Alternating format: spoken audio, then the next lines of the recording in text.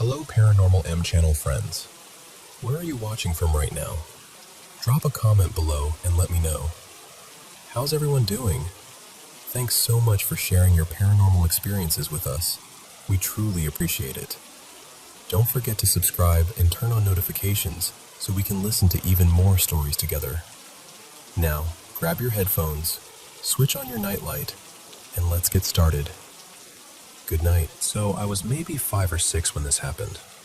One of those memories that stuck to me like a burr, even though I still can't fully explain it. It was really early in the morning, still that bluish, half-awake kind of light, and my older half-sister, Marisol, and I were already up. We were excited because we were about to leave for a family trip down to Alabama to visit relatives. It was a big deal to me. Those trips felt like an event, like the whole year led up to them.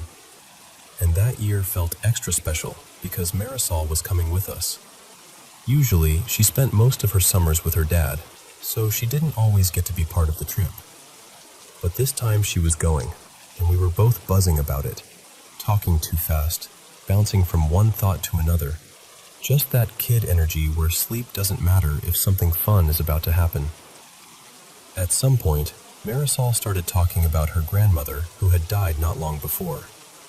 She called her Lala, and I remember the way her voice got a little quieter when she mentioned her, like she was thinking hard.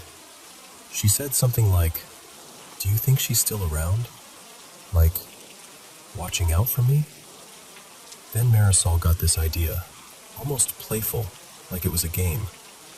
She looked at the wall over her bed and called out, kind of softly, but also kind of daring the universe. She said something like, "If you're here, show me. Make a shadow." And I swear to you, almost right after that, we saw it.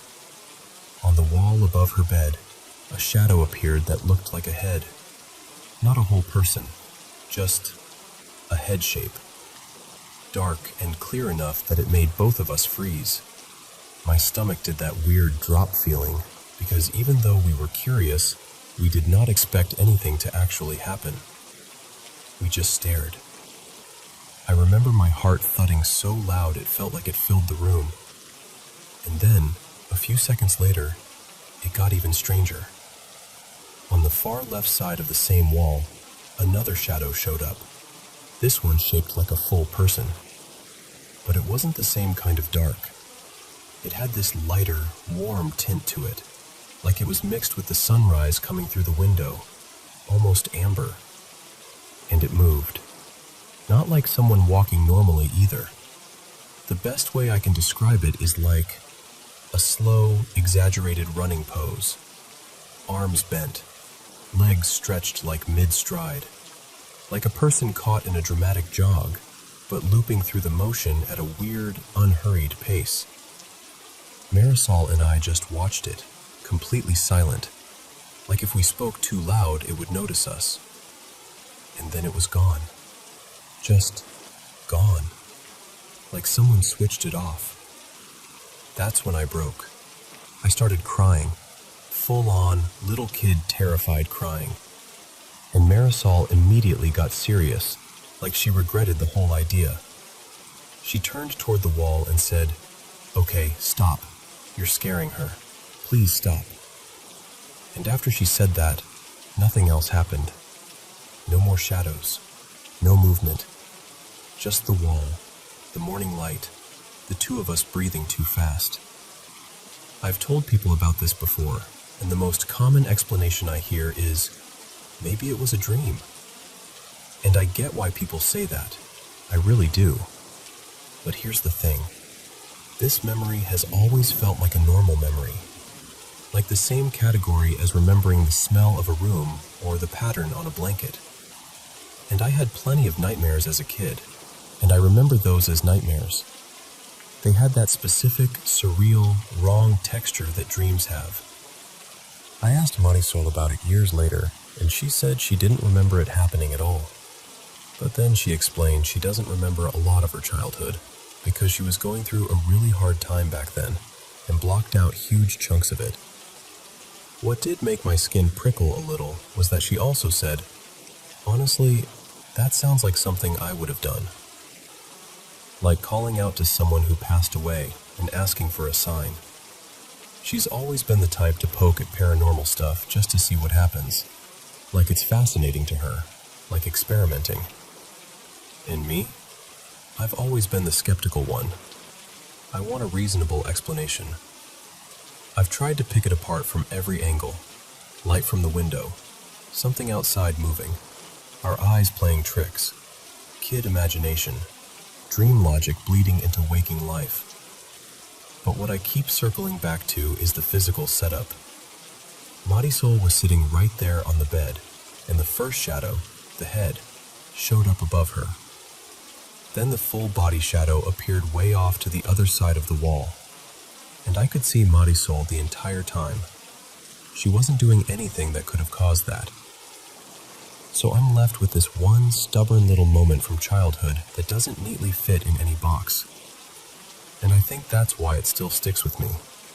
Not because I'm convinced it was a ghost, but because it was the first time I remember feeling like the world might be bigger and stranger than the explanations I like to lean on.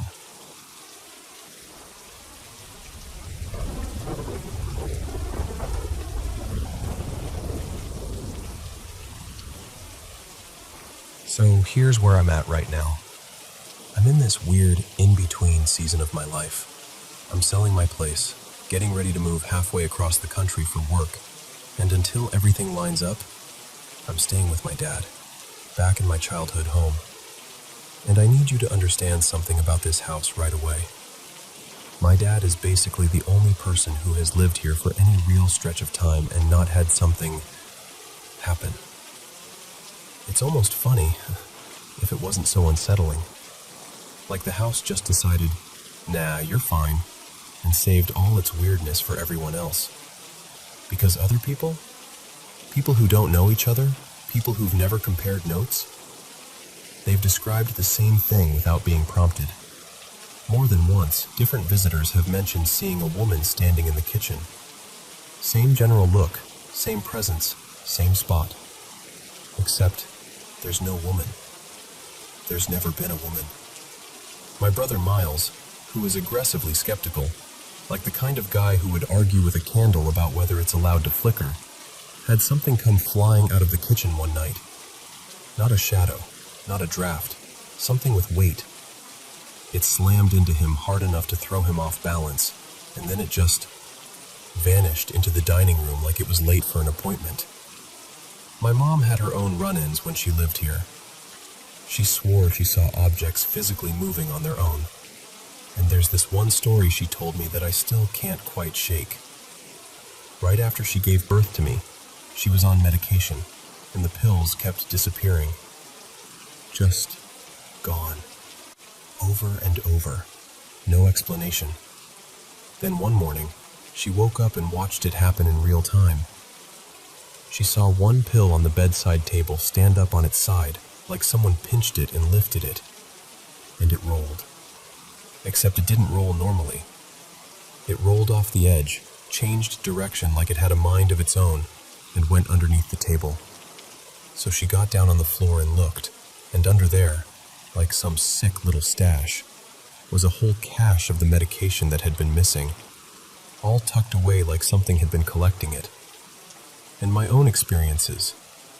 Mine were the kind that don't feel like a campfire story. They felt sinister. Like the house wasn't just haunted, it was hostile. Sure, it had all the usual stuff. Creaks when nothing should shift. Soft murmurs you couldn't make out. That sense of being watched that makes your skin go tight. But the clearest thing, the one that's burned into me, happened when I was 10. I remember it with this awful clarity. I was climbing into bed. One leg was already on the mattress, and the other was still on the floor. And as I was shifting my weight, I felt a hand wrap around the ankle of the leg that was still down. A hand. Not pressure. Not fabric snagging. Fingers. I remember the details in a way that makes me nauseous even now. I could feel individual fingers. I could feel the joints, which made me think it was a thin hand, bony almost. I felt the nails, and it was ice cold, like it had been sitting in snow. And then it started pulling, not tugging, pulling with intention. My body began sliding under the bed, and I'm telling you, there is no version of that moment where I did it to myself. The position I was in, one leg up, one leg down, there's no leverage to drag yourself backward like that. But I moved anyway. I felt my thighs stretching into this painful, forced half split, like my muscles were going to tear. I slid at least a couple feet underneath the bed before it suddenly stopped. Just stopped, like someone let go. So when I say this house has something wrong with it, I don't mean it in a maybe it's spooky way. I mean there's something off here that even the most committed non-believer can't easily shrug away. It's not just events either, it's the atmosphere. The second you step inside, it's like the air thickens, like the place has this dampening effect on everything, sound, mood, even light. And that sounds dramatic, but I swear it's real. You can open every shade, every curtain, flood the windows with sunshine, and somehow the house still looks gray. Like the brightness hits the rooms and just gets buffered. The corners never fully brighten. The light feels tired before it reaches the walls, and it drains you. That's the part that feels the most consistent. I can be inside for 10 minutes and feel like I've run out of battery. Like my thoughts slow down and my body gets heavy, and all I want is to leave. The strangest part is, I've never even felt like it's a ghost exactly. It doesn't feel human. It doesn't feel like a person lingering. It feels more like a bad pocket of something. Like the house is sitting on a nasty current, or it's acting like some kind of funnel. Like a place where the air and the energy and the mood all get pulled downward. And right now, it's quiet. Dormant, almost. Nothing dramatic is happening, but the pressure is still there, like something holding its breath in the walls. And that's why I'm torn. Because a big part of me wants to do something, anything, to push back against it. To make the place feel lighter while I'm stuck here. But there's this fear in the back of my mind that if I start trying to clear it, I'll just wake it up. Like I'll poke whatever this is and remind it I'm here. So I'm living in this uneasy balance, trying not to provoke it, trying not to think about it too much, while also feeling it sitting over my shoulder the entire time, like a storm that hasn't decided whether to break yet.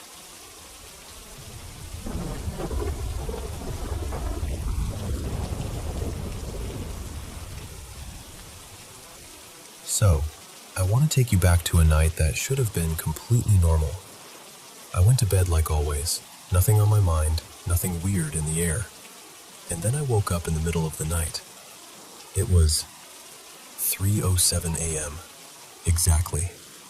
And the thing is, that time didn't just happen once. It started becoming my time. Like my body was being yanked awake on purpose. At first, I only remember opening my eyes a crack and hearing something right next to me. Not across the room. Next to me. Little sounds, like someone was carefully moving things around. And I swear to you, fear hit me so fast I felt sick. I squeezed my eyes shut so hard my face hurt, because in my head I was like, if I look, I'm going to see something I can't unsee. And then, this is the part that still makes my stomach flip. It started knocking things off my nightstand. Not all at once, one by one, like it was trying to show me it had control. I just lay there frozen, listening to the little thuds, listening to a steady tapping, and feeling this heavy, awful presence like something was hovering right over me. I didn't sleep at all. When the sun finally came up, I shot out of bed, turned on every light I could reach, and ran straight to my sibling, my brother, Eli. I told him something happened. I didn't tell him everything, though. I was honestly scared that if I described it too clearly, it would, I don't know, get angrier, like it was listening. And after that, it didn't stop. Every night, there was tapping on the wall. Sometimes it sounded like fingernails. Sometimes like someone drumming slowly just to mess with me. Papers would rustle in my room even when nothing should have been moving. I'd lie there trying to convince myself it was air or the house settling. But it never felt like that. It felt intentional, like a message. I'm still here. One night, I dragged in this old lamp we had sitting around, one of those tall ones that had been shoved into a corner for ages. I didn't even care if it looked weird in my room. I just wanted light. I wanted something comforting. But my dad, Ray, saw it and got irritated in this cold, sharp way that didn't match the moment at all. He muttered something about me being dramatic and acting scared of the dark. And then, no warning, he snapped the lamp. Just used his knee and broke it like it was nothing. I remember standing there stunned, not even knowing what to say. It wasn't just that the lamp was broken. It was the feeling of being trapped. Like the one thing I did to make myself feel safer got taken away in seconds. So I went back to waking up at 3:07. Back to the scratching sounds. Back to the tapping. Back to feeling like something was right behind me even when I refused to turn around. And then it got worse, because it started finding ways to reach me outside my room. I know I was in 6th grade when this happened, because I remember writing about it in this little notebook I carried everywhere. I wrote everything down like I was trying to prove to myself I wasn't imagining it. One day I went to grab that notebook from my backpack at school. It was gone. And I mean gone. Not misplaced. Not, maybe I left it on my desk. It wasn't there, and I remember my hands shaking while I dug through my bag like a maniac. Later that day, my friend Marisol messaged me. She said, is this yours? And she sent me a picture, a photo of my notebook page, the page I'd written in. I just stared at it, because I didn't understand how it was even possible. I hadn't shown it to anyone. I hadn't sent it. And yet, somehow, she had it on her phone. After that, it started testing me. Like, it would drop little details into messages that were too specific to be coincidence. Things I'd thought privately. Things that happened during my day that nobody else would know. It felt like it had eyes on my life, not just my room. And the creepiest part is, I started responding. Not because I wanted to, but because I was desperate to understand what was happening. I'd type in Marisol's chat like I was talking into the dark, and then she'd get replies that didn't sound like her at all. Short, taunting, knowing. I still feel guilty about that sometimes, because she must have thought I'd completely lost it. And then, because apparently it wasn't enough, it followed me into the stupidest place imaginable. A game. I was obsessed with Roblox back then. It was my escape, my little safe world. Until an account showed up that looked almost exactly like mine. Same name, same style. Just one tiny change. An extra letter at the end. Like a copycat shadow. And it messaged me. Just seeing that username pop up made my heart drop, because it felt like it was saying, "You can't get away from me. Not even here." And that wall tapping? That wasn't just sound. There are still marks. I'm not exaggerating.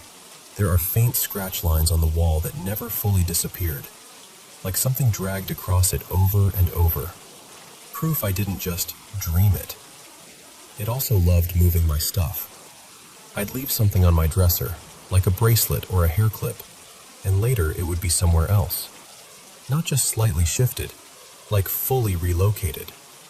And it didn't only mess with me. One day my parents were trying to leave the house, and their keys vanished. They tore the place apart. My mom was frustrated. My dad was snapping at everyone. And then suddenly the keys were sitting right on the kitchen table. Not hidden, not tucked behind something. Just there. They immediately blamed me. They were like, "Did you do this because you don't want to go?" and I remember standing there with my face burning because I knew it wasn't me. But there was no way to explain without sounding insane. Eventually, little by little, things started fading. Not overnight, more like the volume turning down slowly. The nights weren't as loud. The tapping wasn't constant. And honestly, the first real shift happened when my mom bought me a nightlight. She'd noticed I'd been sleeping with my room light on, and she didn't shame me for it. She didn't get angry. She just tried to help. It was a simple thing, but it made me feel less alone in the dark. And somehow, whether it was coincidence or not, everything started cooling off after that. But even when it got quieter, the fear didn't disappear right away. I was so used to feeling watched that even taking a shower felt like stepping onto a stage. Like I'd glance at the curtain expecting something to be there, even though I knew logically it shouldn't. And the hardest part is, it's not easy to explain this to anyone without them immediately deciding what it was. All I know is how it felt. It felt real. It felt personal. And for a long time, it felt like something had its attention locked on me, and it wanted me to know it.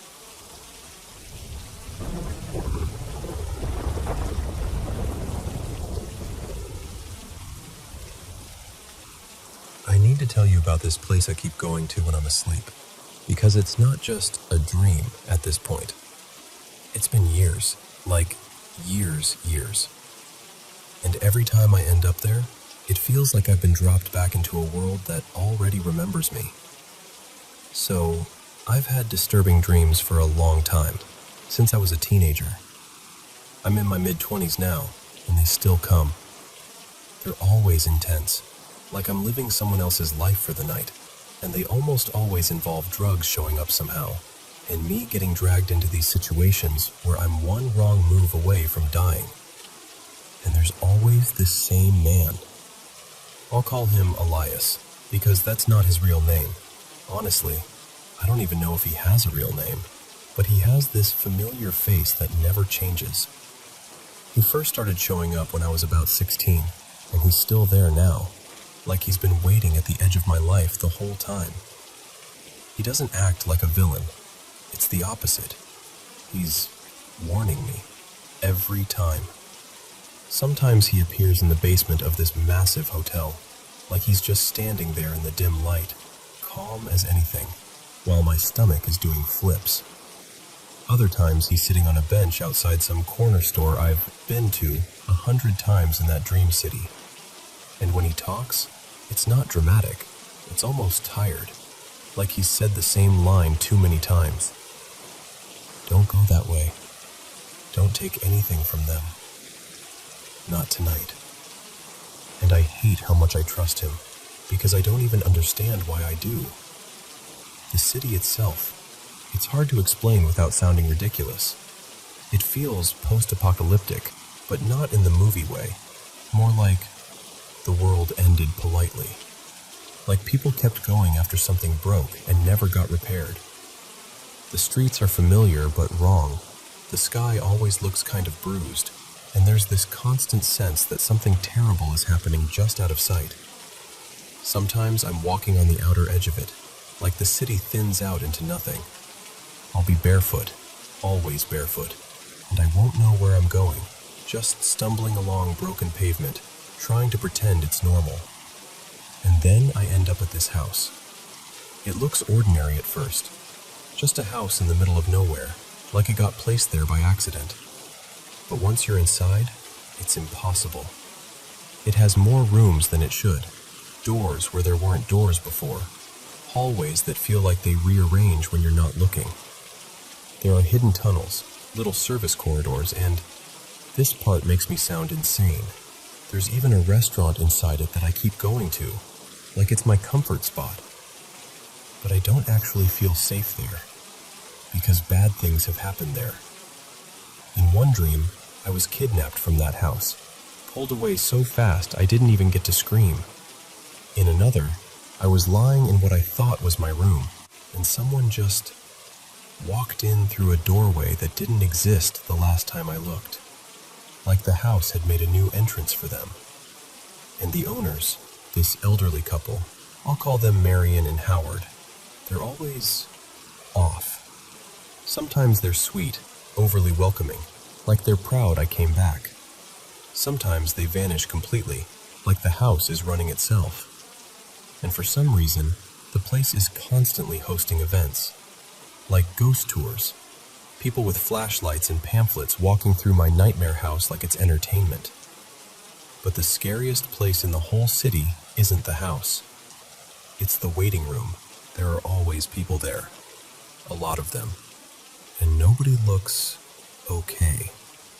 Some of them look sick in a way that makes you think, you shouldn't be alive. Some look like they've already died and are just still sitting. They're impatient, restless, angry, like they've been waiting for something that never happens, and no one ever gets called back. Ever. There's an upstairs area too, like a balcony hallway that overlooks the first floor.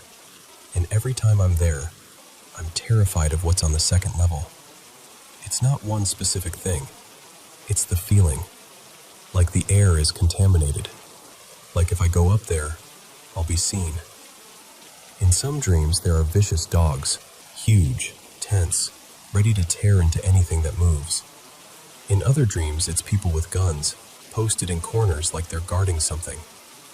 It's always different details, but it's the same message. You shouldn't be here. One time, though, I didn't just run through it. I watched something. There was a guy visiting someone who was already in that place, like he'd made it past the waiting room somehow. I couldn't hear their full conversation, like the dream muted it, but I saw them crying, both of them. The kind of crying that's ugly and honest and doesn't stop. And I remember standing there frozen, unable to intervene, and then realizing I was crying too. Like my body was responding to grief I didn't even understand. That's what messes with me. It's not just fear. It's emotion that feels borrowed. And then there's the hotel. The hotel is a whole thing. It's massive, like it goes on forever. I'm always there at midnight, always trying to get somewhere, always feeling like I'm being watched. One of the floors is off limits, and the hallway to it smells like mold and wet carpet and something worse underneath. Like rot, like history. And the strangest part is there's always food there. Trays, carts, staff walking around. But it's impossible to actually get anything.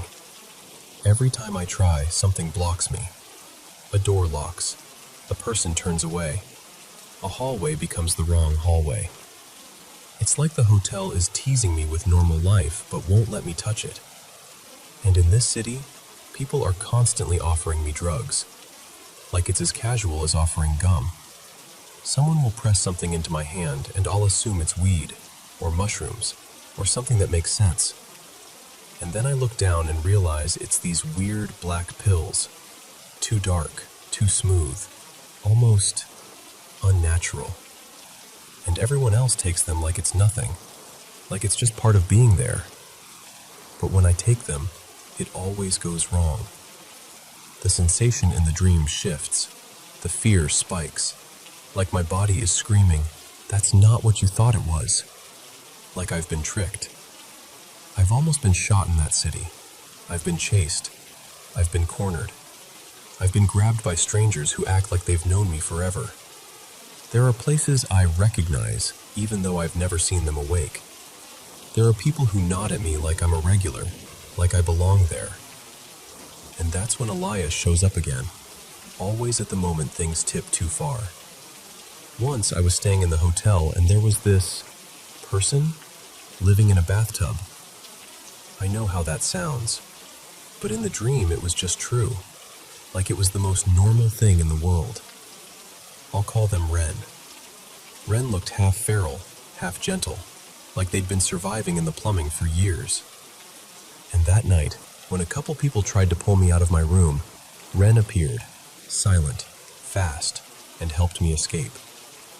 Like they'd been listening the whole time, waiting for the exact second I needed help. I don't know if Elias is part of the nightmare, or part of the defense.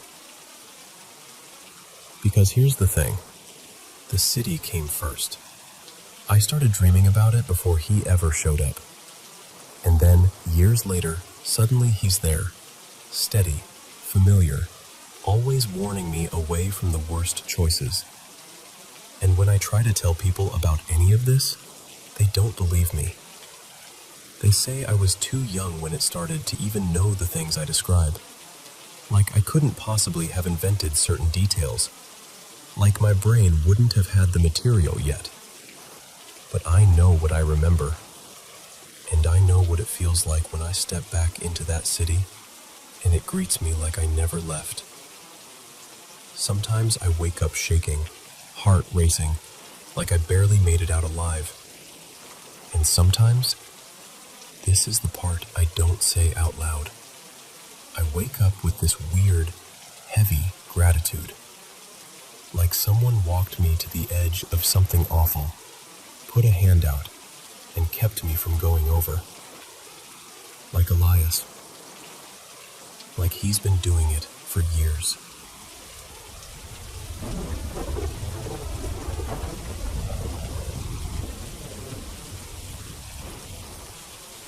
Okay, so let me start by admitting something up front. I'm a skeptic by default. I don't really do ghosts or curses. If anything paranormal happens, my brain immediately files it under science we just haven't pinned down yet. Also, one detail matters a lot here. I grew up in a French-speaking household in Quebec, and when this happened, English was basically a mystery language to me. I could recognize the vibe of it, maybe, but I didn't know it. So, picture this. It's a warm summer evening. I'm maybe 8 years old, and I'm wandering up the street near my place. At the end of the road, there's this stretch of woods. Nothing dramatic, just a little patch of forest with a small clearing before the trees really thicken. Kids would sometimes meet there, build little forts, dare each other to go farther in, that kind of thing. I'm walking around the clearing, half looking for my friends, half just killing time, when I notice something pale on the ground.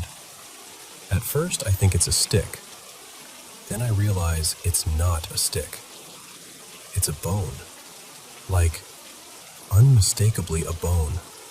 About the length of my forearm, and it's broken. One end looks jagged like something snapped it, and a chunk is missing.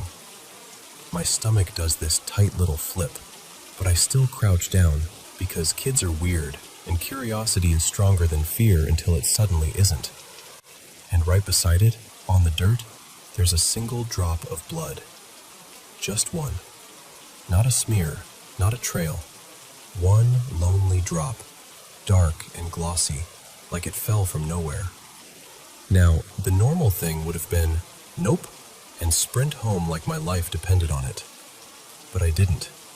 I kind of froze, like my body forgot the next step. I stared at that drop so hard it felt like the rest of the world went quiet around it. And then the drop started to move. Not like it was dripping or spreading. It shifted, like it had intention. It slowly pulled itself into a shape, almost like it was drawing, until it looked like a tiny cross on the ground. My skin went cold. I stood up, bone still in my hand, and that's when everything in front of me changed. The forest, the entire wall of trees, looked dead, burned, like the life had been vacuumed out of it. The trunks were blackened, the leaves gone, the ground ashy.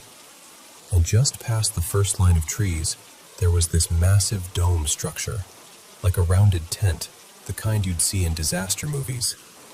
Bigger than a car, maybe 6 or 7 meters across.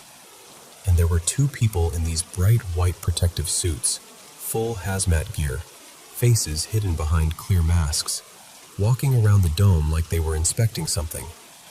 They were holding clipboards or instruments, moving carefully, like the ground itself mattered. And above them, this is the part that still makes my throat tighten. There were warning signs. One had that symbol, the radiation trefoil. That part didn't shock me too much, because my stepdad at the time worked with equipment that used radioactive components, always shielded, always handled properly. I'd seen that symbol on cases before, so my brain already had a file folder for it. But the other sign had words, 2 simple words printed in bold. Keep out, in English, not French. And I remember, so clearly, the feeling of my brain catching on it like a snag in fabric, because I understood what it meant, immediately, without translating, without thinking. It landed in me like a warning I'd always known. I looked down at the dirt again, expecting that cross-shaped blood mark to still be there. And it wasn't. Nothing. Just normal ground. I blinked and looked back up. I was standing there holding a broken bone like an idiot, heart thudding, trying to convince myself I hadn't just watched the world crack open. I ran home. At the house, I showed the bone to my mom, my stepdad, and my older brother Lucas. Everyone did the adult thing where they try not to freak a kid out while also being visibly unsettled. They examined it, washed it, turned it over in their hands. After a bit of back and forth and, honestly, some mild arguing, they concluded it was probably from a dog's leg, or something similar. Animal, not human. That was the main comfort. And then, that was it. No explanation for why it was there, how it got snapped, why there'd been blood nearby. We didn't call anyone. We didn't find a carcass. The story kind of stopped. My brother kept the bone for years in a little box of odd keepsakes, like it was proof the whole thing had happened. But here's what's always tripped me up, even more than the burnt forest vision. Those words. Keep out. I didn't start learning English until later, at least a year after that summer. At that age, I couldn't have read it in real life. I didn't have English books. Nobody in my home was speaking it to me casually. And the phrase wasn't something I'd heard and tucked away. So how did my brain hallucinate a sign with perfectly correct English? 2 words that carry a very specific tone. Simple, direct, threatening, in a moment where I was supposedly inventing the whole thing. Was it subconscious? Like, maybe I'd seen the phrase on TV somewhere and didn't remember seeing it, but my brain stored it anyway. Maybe I recognized the shape of the words, and my fear filled in the meaning. Or maybe I'd heard it once, passing by a construction site, a movie playing in another room, and it stuck deeper than I realized. Or did my kid brain misfire in some totally explainable way? Heat, dehydration, stress, some weird neurological blip? A moment of dissociation where reality slipped and snapped back. I don't want it to be anything mystical. I really don't. The peering into the future idea makes my skin crawl, honestly. But I can't shake the feeling of standing there, bone in hand, staring at a warning I shouldn't have been able to understand, and understanding it anyway. And that's why, even as a skeptic, I still carry this story around like a splinter I can't quite pull out.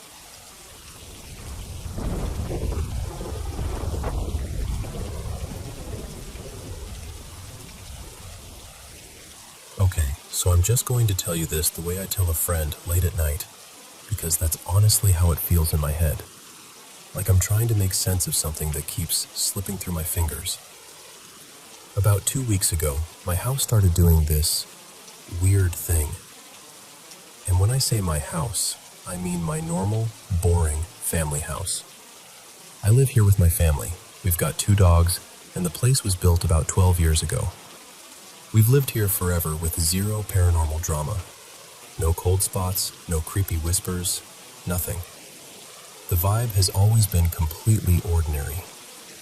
And then suddenly, over the last couple weeks, it's like something started testing the water. Not consistently either. It's showing up in different ways, at different times, to different people. That's what messes with me most. My family isn't the type to freak out easily. We're the kind of people who would rather blame a loose vent or a weird reflection than say, ghost. So the fact that even they are getting unsettled, that's saying something. Let me walk you through what happened. So first, a few nights ago, I'll say it was maybe 3 nights back, I was heading upstairs pretty late. The house was quiet, lights mostly off, everyone already in bed. I'm halfway up the staircase when the stair light just clicks off, like someone flipped it. And the thing is, that light has 2 switches, right? Like a switch at the bottom and a switch at the top. Both were in my line of sight. Nobody could have reached either without me seeing them. Also, the bulb didn't pop. It wasn't like it fizzled out. It was just on, and then it wasn't. I froze for a second, mostly because it was so sudden. But I didn't scream. I didn't say anything. I just stood there, staring like an idiot, trying to decide if I was about to become a person who runs up the stairs in a panic like in every horror movie ever. The next night at dinner, we're talking about it, and my grandma goes, "I thought you were pranking us." And I'm like, "What?" She tells me she'd been lying in bed and saw the light go out under her door, and at the exact same time, she heard this sharp little yelp outside her room, like someone startled. She swears she heard it. But I didn't make a sound. I wasn't even near her door. I was on the stairs, and I had no idea what she meant until she said it. That's when I got that sinking feeling. Not fear exactly, more like confusion, and this gross little tug in my stomach that something wasn't lining up. Then there's what happened to my sister. This one still gives me chills because it's so specific. She was home visiting. She goes to college now. And she was up near the top of the stairs, in the bathroom. The bathroom door was cracked open, and she was looking at herself in the mirror, doing whatever people do in mirrors.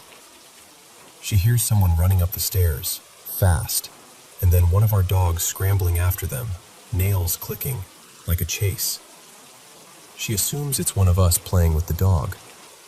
But when she looks through the mirror, because the mirror angle catches the hallway, she sees someone. A woman. Like, actually sees her. She says the woman had long, loose hair and this pale, flowy dress, like a nightgown. Not modern looking. Not like pajamas. More like something you'd see in an old photo. My sister kind of freezes, because her brain is trying to make it make sense. Then she swings the door open, expecting to catch whoever it is. And there's nobody. No footsteps, no movement. Nothing. Just our dog, standing at the far end of the hallway by himself, staring like he's watching someone who isn't there. That part makes my skin crawl. And then my grandma had her own thing earlier. This was closer to the beginning of the whole mess, maybe around the first few days. She was home alone in the living room, right near the bottom of the stairs. She said out of the corner of her eye, she saw a dark shape, like a person-shaped shadow, walking past the doorway. Not a flicker, not a light trick. Something with movement, like a body moving through space. She checked the whole house. Locked doors, empty rooms, nothing out of place. And she was genuinely shaken, which is rare for her. She told us she's never seen anything like that, and she's also not the type to invent a ghost story for fun. So now we're sitting there like, what is happening? And of course, everyone wants a reason, a trigger, this is why. Here's the part that makes it complicated. I work in EMS, 911 system, and part of what we do includes body removals. My family's first reaction was, something followed you home. And I get why they'd say that, but I honestly don't think that's it. Most of the time, it's not violent or dramatic. It's just death. It's sad, But it's not like I'm in some horror movie situation every shift. But here's the other thing. I took a trip right before all this started. I went to a mountain community in western North Carolina where my extended family has a small cabin. I spent part of my childhood around there. A lot of emotional history tied up in that place. I went because the area was trying to recover after major flooding from a hurricane. So I went to help however I could. And the thing is, the whole region had seen a lot of loss. Not just damage, loss. There was one property I spent a lot of time on, helping with animals, checking fences, hauling things, just doing whatever needed doing. And that property felt heavy.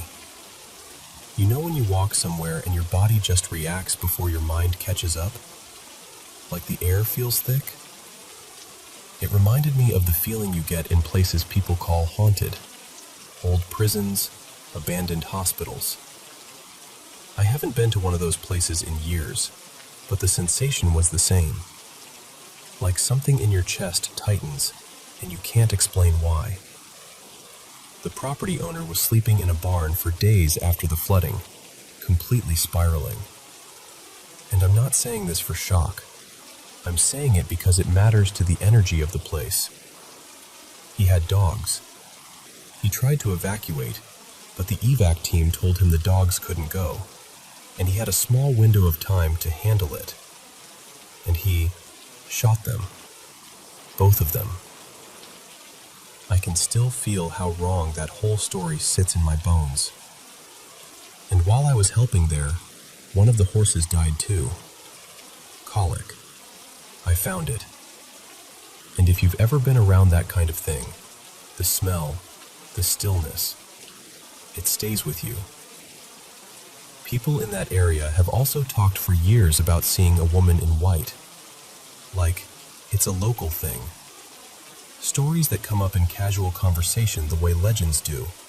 Half joking, half serious. And then there's one more layer. My sister visiting. She came home that same weekend I got back, and she told me that before she visited, her dorm room had a few weird little incidents. Nothing huge, but enough to make her go, okay, that's odd. And then when she came home, that hallway thing happened. And after she left and went back to school, the dorm weirdness stopped. So now I'm sitting here trying not to make a conspiracy wall out of thumbtacks and string, but it's hard not to notice the timing. Oh, and as if all that isn't enough, there's also a rumor about the land our house sits on. Supposedly, before the neighborhood was built, there was a domestic tragedy here. A man killed his family and then himself. But here's what I can't get past. We've lived here for more than a decade, and nothing. Not a single strange thing. Not once. So why now? Why 2 weeks of weirdness after years of normal? That's the question that keeps looping in my head. Because I don't know what I believe. I'm not trying to summon anything.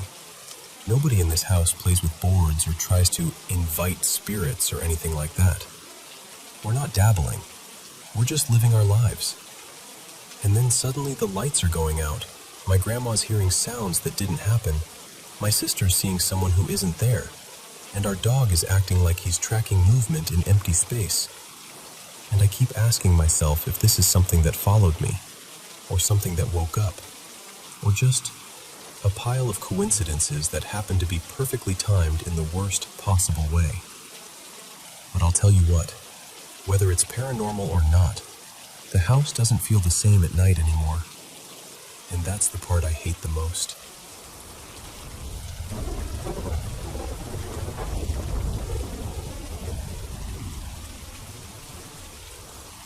So, I'm going to start by saying this. Before this happened, I'd never had anything even close to paranormal. No ghosts, no weird feelings, nothing. And I'm not someone who goes looking for that kind of stuff either. This was about 5 years ago. I was 26 at the time, living at home for a bit, and my bedroom was down in the basement. right at the bottom of this narrow stairwell that opened straight into my room. It was one of those nights where you're not even tired, just awake, you know? I'm in bed. It's creeping toward 2 in the morning, and I'm doing the usual mindless scroll on my phone.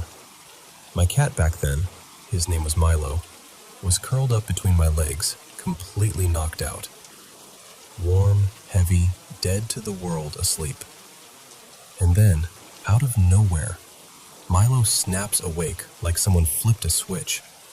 Not sleepy awake, not heard a noise awake. I mean laser focused. He sits up and stares at the stairwell like he's looking at something that's standing there. His whole body goes stiff. His ears flatten slightly. And then he starts doing that low, deep growl cats almost never do. The kind that doesn't even sound like it should come out of them. I'm instantly unsettled because cats don't fake that. That's not, I saw a bug. That's, something is wrong. His fur puffs up, tail thick, back raised. The full classic poofed up look.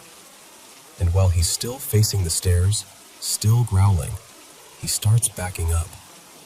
Slowly, carefully. Like whatever he's seeing, he does not want to turn his back on it. Meanwhile, I'm sitting there watching him, and I can feel my stomach dropping because I'm thinking, okay, what are you seeing that I'm not seeing? I'm frozen.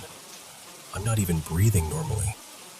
I just sit up in bed, like my body is trying to get away without actually moving. Milo keeps backing up until he's pressed fully against me, like he's trying to crawl into my chest. And then, for the first time, he hisses. Not a quick little leave me alone hiss. This one was sharp and vicious, like he was warning something to stay back. And the second he does it, I feel it. This wave. It's like an icy blanket of air, but it doesn't just hit me. It moves through me. A cold sweep from head to toe that makes every hair on my body stand up. I remember thinking it didn't feel like normal cold either. It felt wrong. Dirty. Like the feeling you get when you step in something disgusting barefoot. Except it was all over my skin and under it at the same time. I actually whispered out loud without even meaning to. Oh, hell no. And that was it for me. I didn't investigate. I didn't stare into the dark like a movie character. I scooped Milo up. He was shaking, still tense. And I carried him upstairs to a different bedroom and shut the door behind us. I slept with the lights on. I'm not ashamed to say it. Now here's the part that made it stick with me. Because if it had just been the cat, I might have convinced myself he'd heard a pipe or smelled something weird. The next day, I'm talking to my mom about it. Kind of half joking, but also not joking at all. I tell her everything. How Milo stared at the stairs.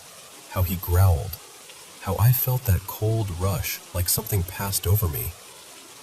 And my mom goes quiet.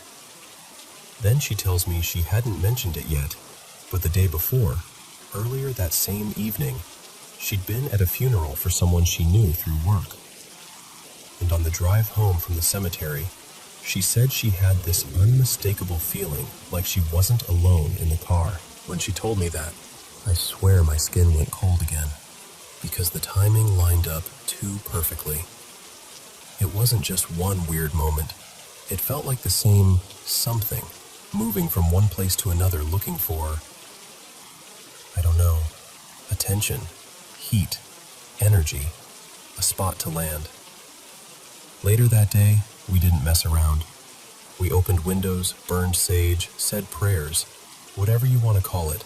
We just made it clear that anything that didn't belong there needed to leave. My mom spoke out loud, firm and calm, like she was setting rules in her own home. And after that, nothing. No more staring, no more growling, No more cold wave.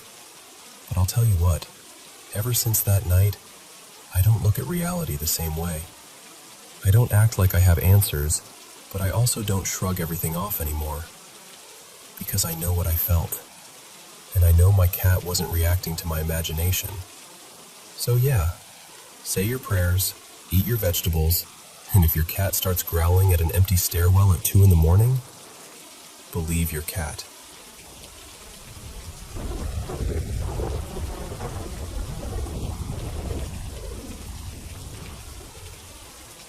So I grew up in San Diego in the early 90s, and my brother and I were total latchkey kids. Both my parents worked long hours, so a lot of afternoons we'd let ourselves in, toss our backpacks down, and just figure it out until they got home. Our house was older, creaky in that normal, lived-in way, but it never felt scary. I didn't walk around feeling dread or anything like that. Still, there's this one weird little thing I remember from back then. Sometimes I'd wake up in the middle of the night and swear I could see shadowy outlines, like people-shaped silhouettes, standing near my bed. I'd always do the same thing. Pull the blanket over my head and tell myself, okay, cool. I watched something creepy on TV. My brain is being dramatic. And honestly, most nights I'd fall right back asleep like it was nothing. But one evening, something happened that didn't feel like a half dream. It was one of those early winter nights where the sun disappears way too fast. So even though it was only around 5:30 or 6, it was already dark outside. I was in the bedroom we shared, and my brother, Noah, was out cold on his bed, totally knocked out. I was sitting on the carpet near the dresser, flipping through a comic book or maybe a library book. I can't remember exactly. What I do remember is how quiet everything was. Not the cozy kind of quiet either. The kind where you notice how still the air feels. On top of our dresser, there was one of those old-school setups. Big wooden dresser, giant mirror attached. The kind that makes your room feel twice as big. And sitting on the dresser was a postcard, face down. Just a random mailer, one of those cheesy promotional postcards. This one had a photo of a woman by a pool, like some vacation deal or hotel advertisement. Not scandalous or anything, just oddly specific, and honestly, I still don't know why it was even in our room. Anyway, for some reason, I kept staring at it. And then, without any warning, the postcard moved. It didn't slide. It didn't flutter. It didn't slowly creep to the edge. It just flipped up. Like someone pinched one end and popped it upright. 1 second it was face down, flat on the dresser, and the next it was standing up, leaned neatly against the mirror like it had been placed there on purpose. I remember freezing, not in a screaming kind of way, but in that silent, wide-eyed way where your body is waiting for your brain to explain what you just saw. I looked straight at Noah to see if he'd woken up. He hadn't even twitched. I looked around the room, like I expected to catch a curtain moving or feel air from a vent. Nothing. No windows open, no fan, no heater kicking on, no draft, no footsteps, no creak of the house settling right at that moment. Just stillness, like the room was holding its breath. And what's strange is, I wasn't terrified. I was confused, sure, completely puzzled, but it didn't feel threatening. It felt intentional, like something had gently tapped me on the shoulder just to prove it could. I didn't touch the postcard right away. I just stared at it, trying to talk myself out of what I'd seen. But I couldn't, because I watched it happen. I wasn't half asleep. I wasn't imagining it. I was sitting there, fully awake, in a quiet room, and something that shouldn't have moved, moved. Because that's exactly what it was. Not a horror movie moment. Not something evil. Not some dramatic haunting. Just one small, impossible little gesture that made me realize the world might be a lot weirder than we like to admit. And that's the thing. It didn't follow me. Nothing else like that ever happened again in the same way. It was like that house held on to its own strange energy, and once we moved, it stayed behind. Years later, I found out the house is gone now, torn down, and there's a townhouse complex sitting where it used to be. And whenever I think about that, I wonder if the new people living there ever get that same kind of quiet little hello, that tiny, unexplainable nudge that makes you stop, look around, and realize you're not as alone as you thought.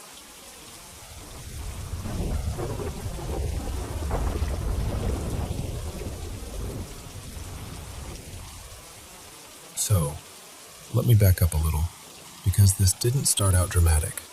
It started as this quiet, uneasy sense, the kind you can't prove to anyone, but your body insists it's real. When we first moved into this house, the vibe was off. Not like, ooh, spooky old home off. More like, something bad happened here off. I remember walking down the hallway and getting this uncomfortable feeling that someone had been hurt in that space, like the air itself still remembered it. And before I even noticed anything physical, I kept feeling watched, specifically from the far end of the hall, like something was posted up there, just paying attention. Then later, I actually saw the details that matched the feeling. There were patched spots in the walls, and a couple doors looked like they'd been repaired in a way that didn't feel accidental, like they'd taken a beating at some point. Especially that door at the end. It made my stomach sink, because it felt like confirmation. Back then, I did a simple cleansing. Nothing flashy. Just went through, claimed the place as ours, said a few firm words out loud, set the tone, that kind of thing. And honestly, it worked. The house settled. For years it was calmer, lighter, and the creepy edge faded into the background. Fast forward to this year. Things had been stable for a long time, and we had a roommate stay with us for a while. Her name was Danny. She wasn't a bad presence or anything. If anything, she was friendly and kept to herself. But after she moved out, my partner Mara and I both had that feeling like, okay, time to reset the energy. So we did another cleanse. We went room to room with smoke. This time it was rosemary and cedar, because that's what we had. And we started upstairs in our bedroom, then worked outward like we were sweeping the house clean from the inside out. The first rooms were completely normal, quiet, almost boring in a good way. But when we got near the bathroom at the end of the hall, I swear my whole body reacted before my brain could catch up. It was this sudden wave of fear, like childhood-level fear, the kind adults don't usually feel without a reason. My skin went cold. My stomach dropped. And it wasn't just, I'm nervous. It was revulsion. Like every instinct in me was yelling, don't go in there. Don't speak. Leave. And at the same time, I felt stuck, frozen. Like my legs wanted to move but didn't know how. I pushed through anyway. I walked in with Mara right behind me. We did the cleansing, and I said my little phrase, the same kind of, this is our home, only peace stays here, wording I've used forever. And just like that, the feeling snapped off, like someone turned a light switch. The air cleared. I didn't tell Mara what I felt, though. I didn't want to plant the idea in her head or freak her out. I figured, maybe it was just me. But when we finished and sat down afterward, I asked her casually, trying to sound neutral, hey, did you feel anything weird during that? And she hesitated, and then she went, actually, yeah. And I felt my stomach tighten immediately. She said, in the bathroom, it felt like something went straight through me. So I told her what I'd felt, how intense it was, how I almost couldn't move.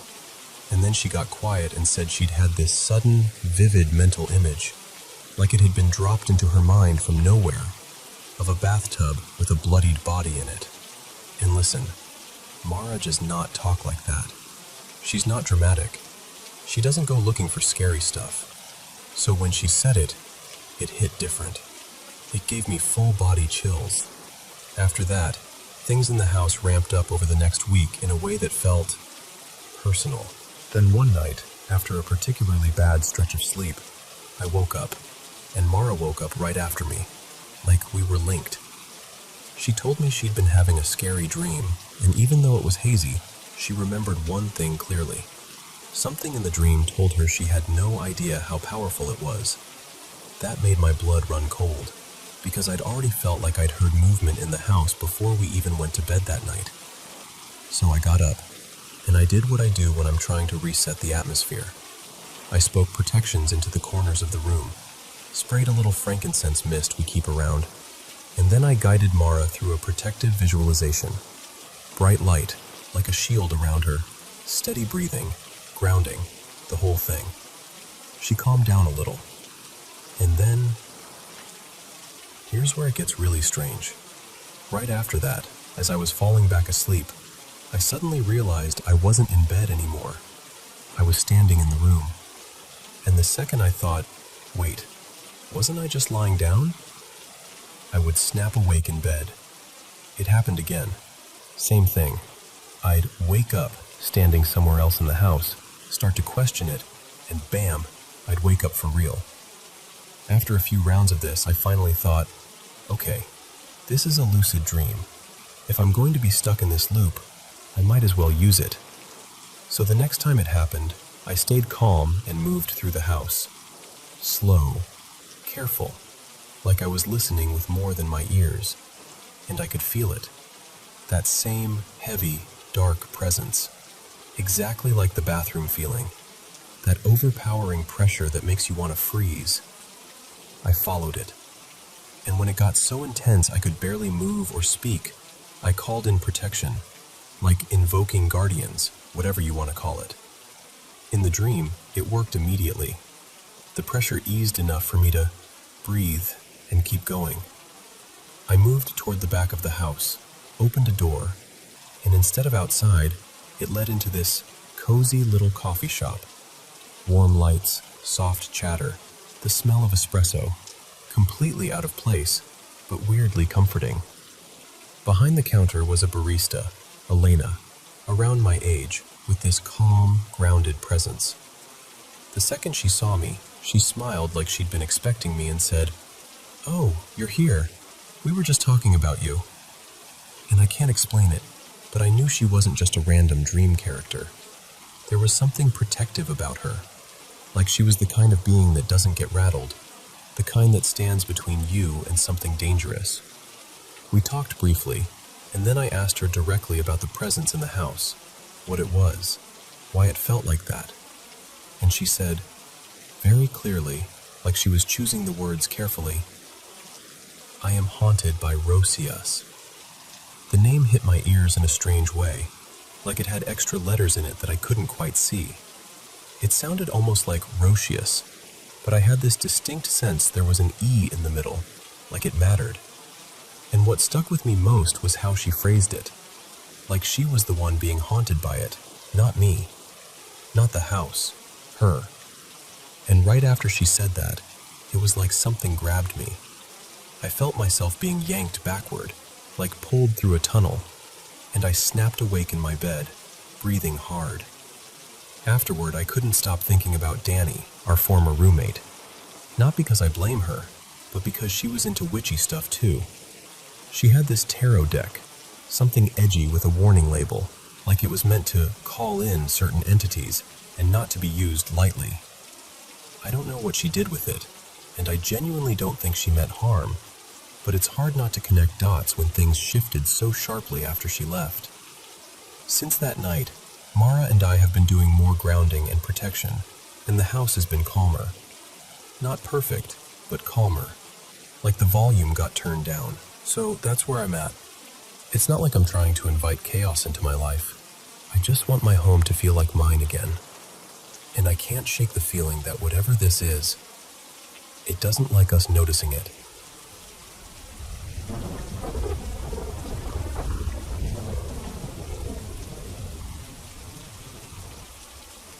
Okay, so I normally go through life acting like ghosts are firmly in the fun story category. Like, yeah, sure, spooky vibes. Love a campfire tale. Then someone brings the topic up, and it's like my brain goes, "Oh, you wanted memories? Here you go." And suddenly, I'm not so confident in my skepticism. The first thing I ever remember happening was when I was little, definitely not older than 9. It was one of those nights where the whole house felt extra quiet, like even the air was asleep. I got up to use the bathroom, half awake, doing that careful kid walk where you're trying not to step on any creaky spots. My parents' bedroom door was cracked open, and as I passed it, I glanced in without really thinking. And I swear, I saw a woman in a white nightdress standing at their dresser mirror. Long hair just hanging there, like she'd been standing for a while. The thing that threw me instantly was, it didn't look like my mom. My mom kept her hair short back then and never wore anything like that. In the mirror, there wasn't really a reflection the way there should have been. But it was a quick glance, a blink and you miss it kind of moment. So I'm in the bathroom telling myself, "You're half asleep. You imagined it. Your eyes are playing tricks. That's what eyes do at night." Except the whole time I'm washing my hands, I can feel my stomach doing that weird sinking thing. Like my body already knows it didn't imagine anything. And then I walked back, and I looked again.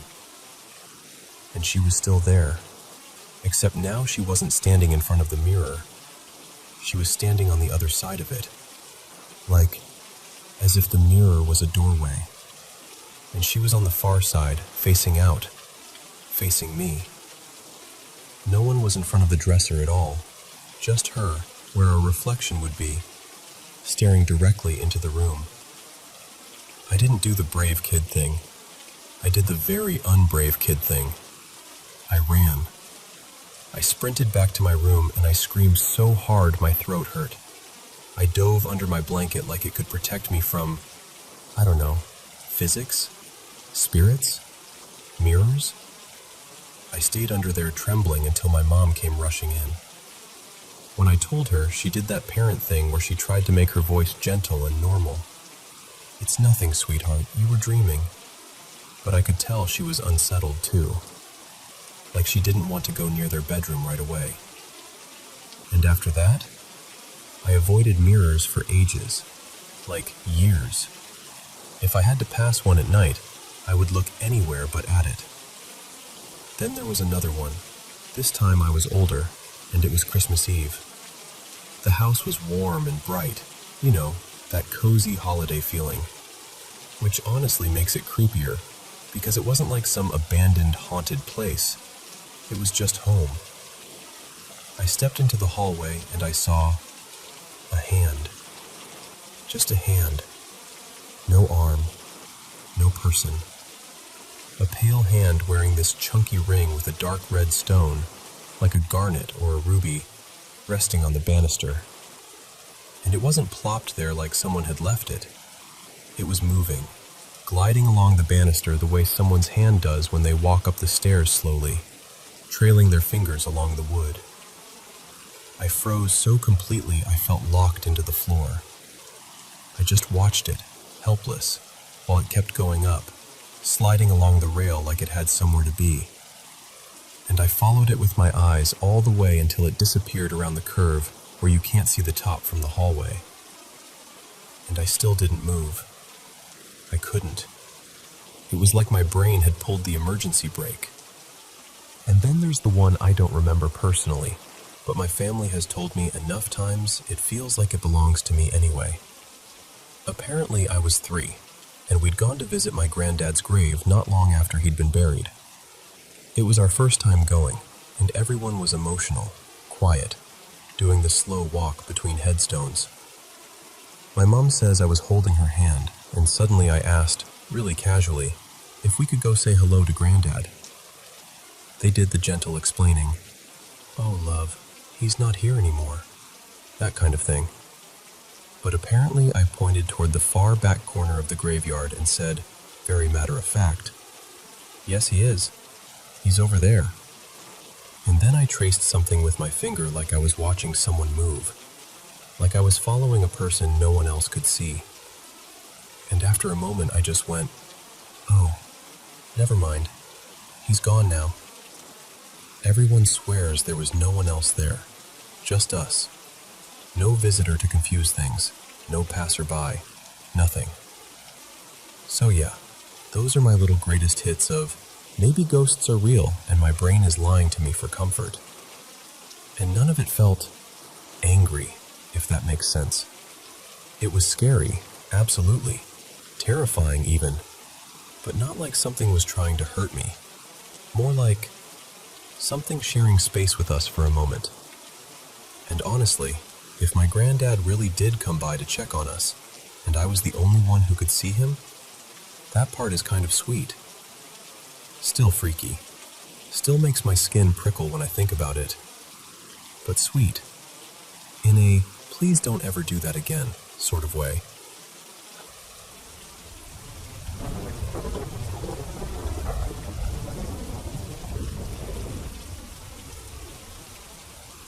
So, first thing, I was completely sober. Like, dead sober. No booze, no anything. Honestly, I've been pretty clean for days, and I hadn't taken so much as a sleep aid. It started with this weird, almost stupidly specific feeling that there was an animal under my bed. Not even a scary monster under the bed vibe. More like a dog. Like a real dog. Wedged under there, scratching and chewing at the box spring. At first I tried to ignore it, but it kept happening. So I did what anyone would do. I thumped the mattress once with my fist, kind of a knock it off move. And every time I did, the noise stopped immediately, like I'd hit pause on it. After a few rounds of that, scratch, scratch, thump, silence, I finally grabbed my flashlight and checked under the bed. Nothing. I checked again. Slower. Angles. Corners. No dog. No anything. Just dust and the usual junk you pretend you'll organize someday. I got back into bed, telling myself it was some random settling noise or my brain being dramatic. And then, she was just there, standing beside the bed, not doing anything, not saying anything, just there. I couldn't see her face clearly, and it's hard to explain this without sounding ridiculous, but every time I tried to look straight at her, she'd turn away like she was avoiding the catch. Like if I got a clean look at her, the whole thing would collapse. But even without seeing her properly, I knew it was her. Not, I think it's her. Not, she kind of resembles her. I knew. Her name's not even important here, because I'm going to change it anyway. Let's call her Mira. But the feeling was exact. That familiar presence, like your body recognizes someone before your eyes do. I asked her questions. Quiet ones, because it was the middle of the night, and I still had this half-belief I'd snap out of it. Stuff like, "Is that you?" And, "Why are you here?" And, "What's happening?" And she answered, but barely. One-word answers. "Yeah.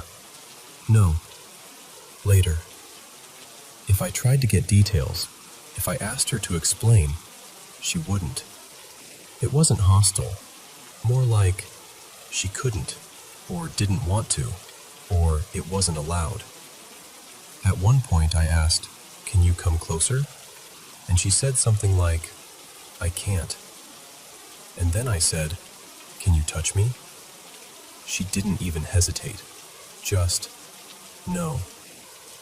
That hit harder than I expected, because Mira, back when she was really in my life, was the kind of person who hugged you like she meant it, like she could press the worry right out of your ribs.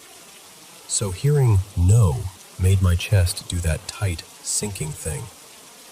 Then she said, very calmly, "I'll be right back." And I swear to you, she walked directly toward the wall at the foot of my bed. No door, no hallway, just wall. And she passed into it like it was fog, and vanished. That was the exact moment something in me shifted from, "This is a dream," to, "Okay, wait, I'm awake." Because I sat up, fully. I swung my legs over the side of the bed. I touched my nightstand. I pinched my arm like an idiot. I felt everything. I was present in my body. I was in my room. And she was gone. A few minutes passed, maybe less, maybe more. Time gets weird in those moments. Then she came back, and this part is so absurd it's almost funny. She returned with a small bag of snacks, like the kind you'd grab from a convenience store when you're trying to feel better about being awake at a cruel hour. Except, she didn't come through a door. She didn't carry them in from anywhere. They sort of appeared from the folds of my comforter, like my blanket was a magician's sleeve. She held them up like, "See? I brought something." Eventually, she sat on the edge of the bed. Then she lay down beside me, not quite touching. And this is where it got gentler, strangely normal, like we were two people trying to make the best of impossible rules. She couldn't touch me directly, but with the blanket between us, she kind of brushed her feet against mine, softly, like testing the edge of a boundary. Like the blanket made it possible, or safer, or less real, in whatever way reality needed it to be. We didn't push it after that. No experiments. No, "Okay, now try your hand," or any of that. We just talked. Not like a dramatic reunion, more like the kind of talk you fall into when someone knows you too well.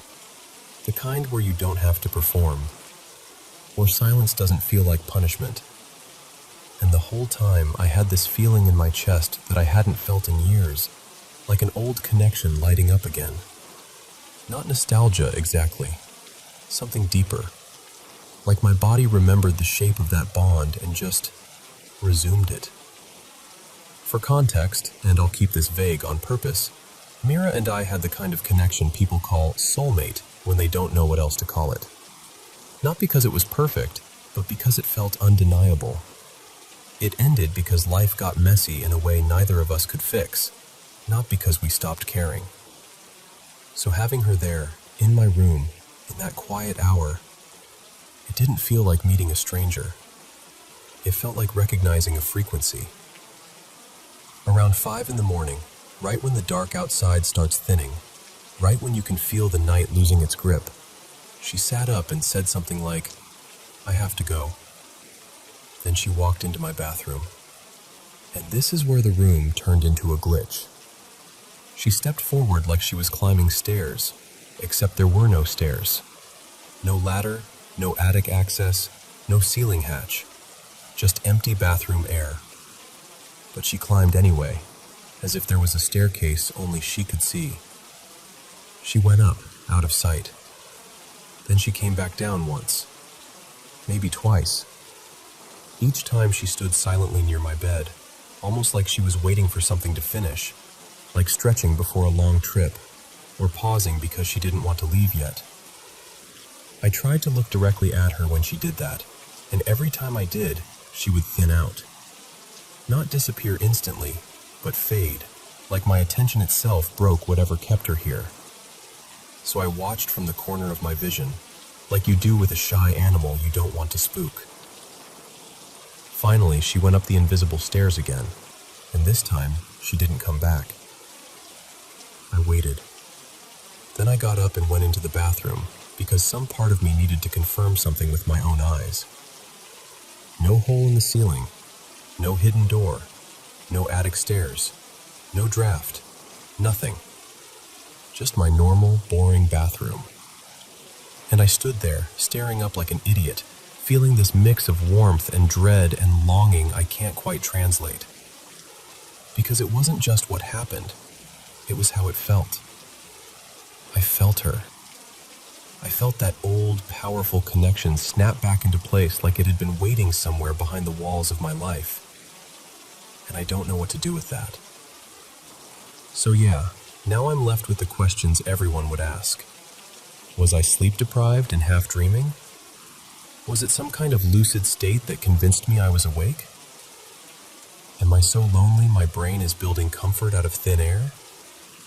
Or was it something stranger? Some kind of projection? Some shared moment? Some impossible overlap? And the darkest question, the one I don't even like typing, was this a real ghost kind of encounter? I'm not asking anyone to tell me it's definitely paranormal or definitely psychological. I don't want to be laughed at for saying it out loud. If you've ever had anything even remotely like this, something that felt real in your body, not just in your imagination, I'd honestly like to hear how you made sense of it. Because right now, all I have is the memory of a presence by my bed, the soft brush of feet through a blanket, and the quiet feeling that someone I haven't seen in a long time somehow found her way back to me for a few hours before dawn.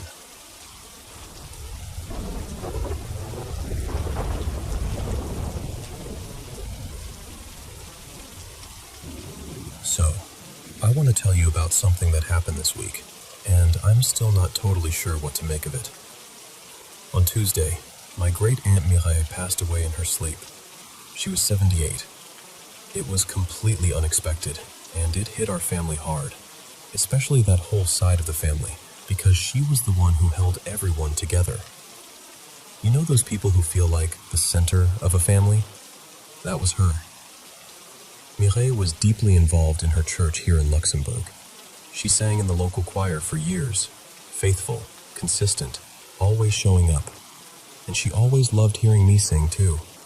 Every time I performed, she'd get emotional, like really emotional, tears in her eyes, squeezing my hands afterward, telling me thank you like I'd given her something priceless.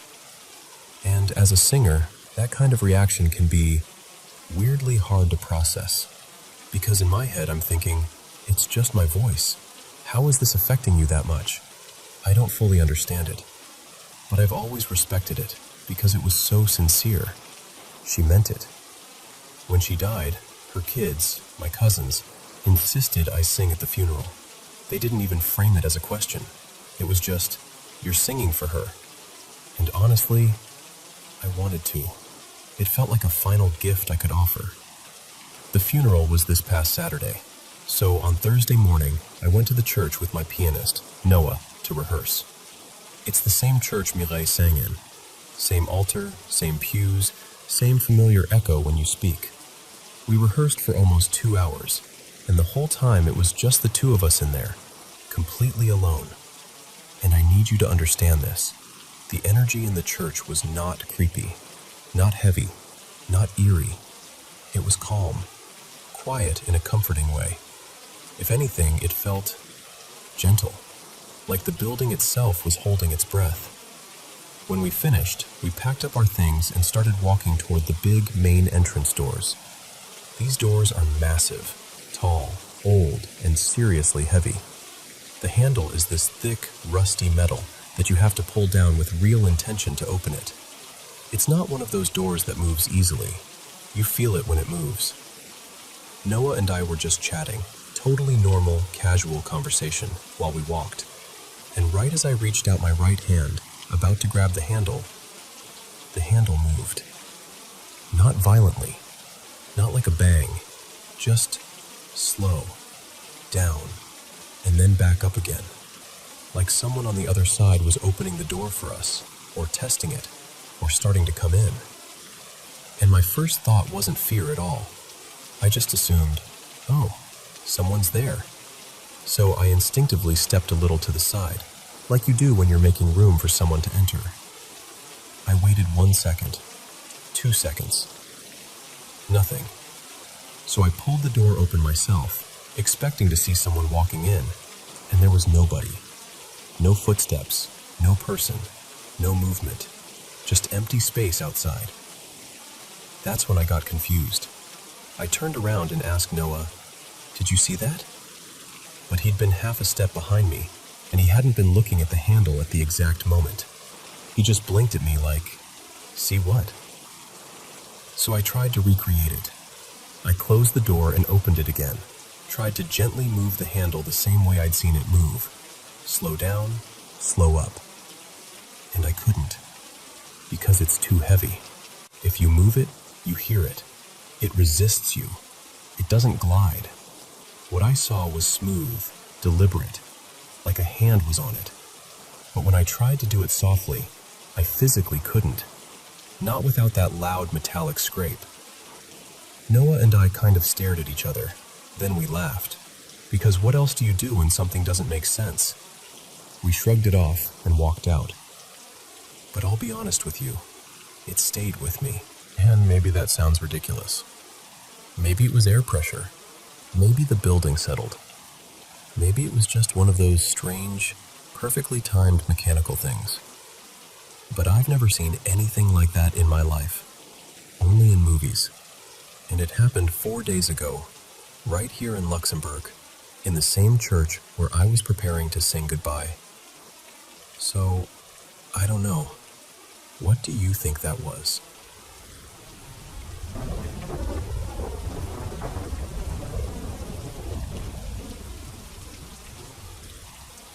So, I was about 16 when this happened, and even now, it still creeps up on me when I think about it.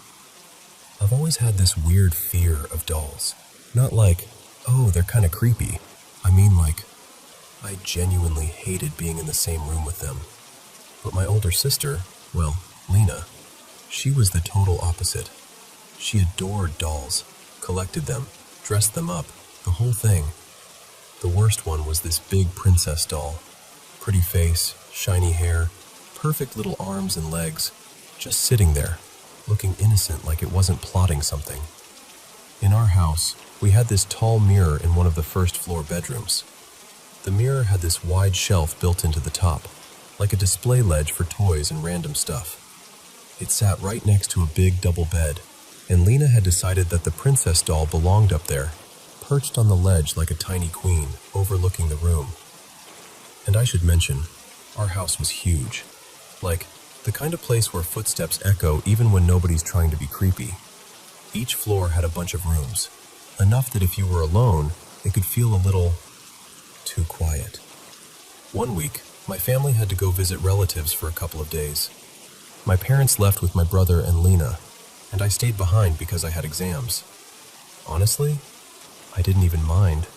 I was a gamer, so I was thinking, great, 2 nights of peace, late night snacks, no one telling me to sleep. The first night, though, I don't know what got into me. I randomly decided I wanted to watch a horror movie. And of course I picked something about a creepy doll, because why not make your own life harder, right? By the time the movie ended, it was almost midnight. The rain outside had started picking up, tapping against the windows, that kind of steady, heavy sound. And then I did the dumbest thing. I looked around my empty house and said, out loud, like I was joking with the walls, "All right, if there's anything in here, show yourself." The second the words left my mouth, the power went out. Not like a flicker, full blackout. And at almost the exact same moment, I heard this loud thump somewhere deeper in the house. Not a small sound. Not a, maybe something shifted. It sounded like something heavy hit the floor. My stomach dropped so fast I swear I felt cold. I tried to laugh it off, but my voice didn't cooperate. I called out again, this time a lot less brave. "If there's someone in here, a thief or something, just take whatever you want, okay? Just don't come near me." And then nothing. No more noise, just the rain and my own breathing. That silence was worse. After a few minutes of standing there, frozen, I grabbed a kitchen knife because, I don't know, I guess I thought I was suddenly the hero in some movie. My hands were sweating so badly I almost dropped it. I turned on my phone flashlight and started checking rooms one by one. Every hallway felt longer than it should have. Every doorway looked like it was hiding something. But everything seemed normal. Until I reached the bedroom with the mirror. I opened that door, and I swear my heart punched my ribs.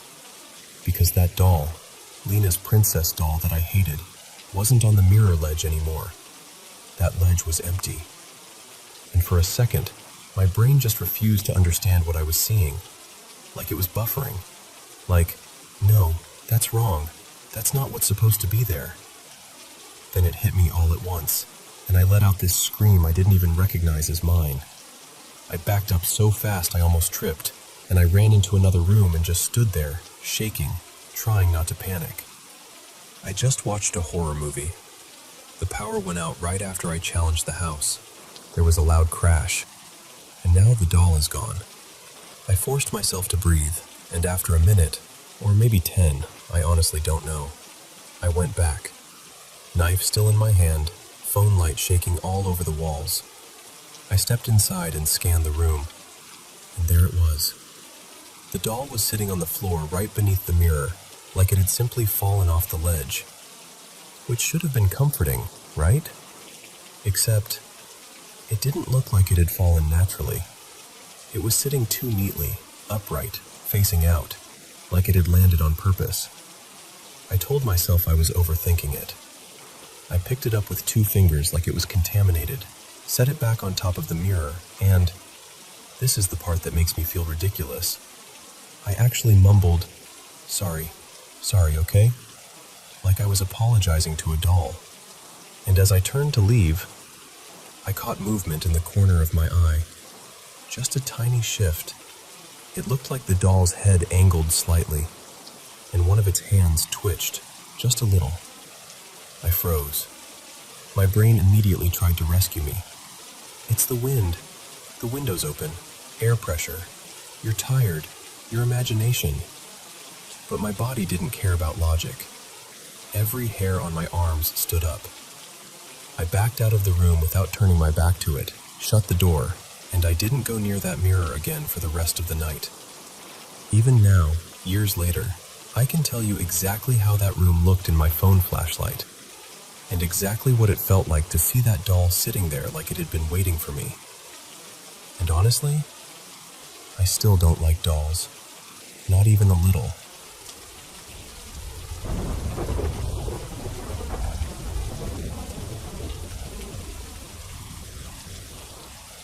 So this story isn't even mine at first. It was my mom who told it to me. We live out in western Washington, tucked into this pocket of trees and wildlife, where the yard just kind of melts into the forest. Our place sits on a couple acres, big enough that at night the darkness feels thick. And honestly, weird little sounds have happened out here before. Branch snaps, something moving where it shouldn't be. The usual country at night creepiness. But we've lived here for over a decade, and nothing has ever sounded like an actual person saying actual words. Until this. This happened about a week and a half ago. It was late, fully dark, the kind of night where the sky looks like a lid. My mom, Marlene, was doing the last dog trip before bed. We have this long driveway, and maybe 20 steps down from the house, there's a small storage shed. Past that is a fence line, and on the other side is our neighbor's property, which, to be honest, just looks like endless woods. Mom had one earbud in, listening to an audiobook, half paying attention the way you do when you've done the same routine 1,000 times. The dogs were sniffing around like normal, not acting spooked at all. And then she thought she heard a man's voice. Not loud, not close, just there. At first, her brain didn't even catch up. Like she heard it, but it didn't register as real, because why would it be? And the dogs didn't react, so she kept moving. A few seconds later, she heard it again. This time, she froze, and she said she was pretty sure it said, "Help me." That's when she pulled the earbud out and just stood there, listening, holding her flashlight steady like she could somehow pin the sound down with light. And then it came again, clear as day. "Help me." I asked her later what it sounded like. Like, was it panicked? Strained? Desperate? And she shook her head and said that's the worst part. It was calm, level, almost polite. No urgency, no emotion. Even when she repeated it for me, her voice went flat and even, like she was mimicking the exact tone. And that made my skin crawl in a way I can't really explain. So she does what you're not supposed to do. She calls back. Just instinct, I guess. Like, hello? And, are you okay? She's shining the flashlight into the trees, sweeping it back and forth, trying to catch a shape between the trunks. But there's nothing. No movement. No outline. No reflective eyes. Just brush and darkness and that fence line. And then, after a short pause, she hears something big crash through the woods. Not like a person stepping on twigs, not a careful walk, more like something heavy forcing its way through branches. She told me it sounded wrong for a human. Too big, too low, too solid.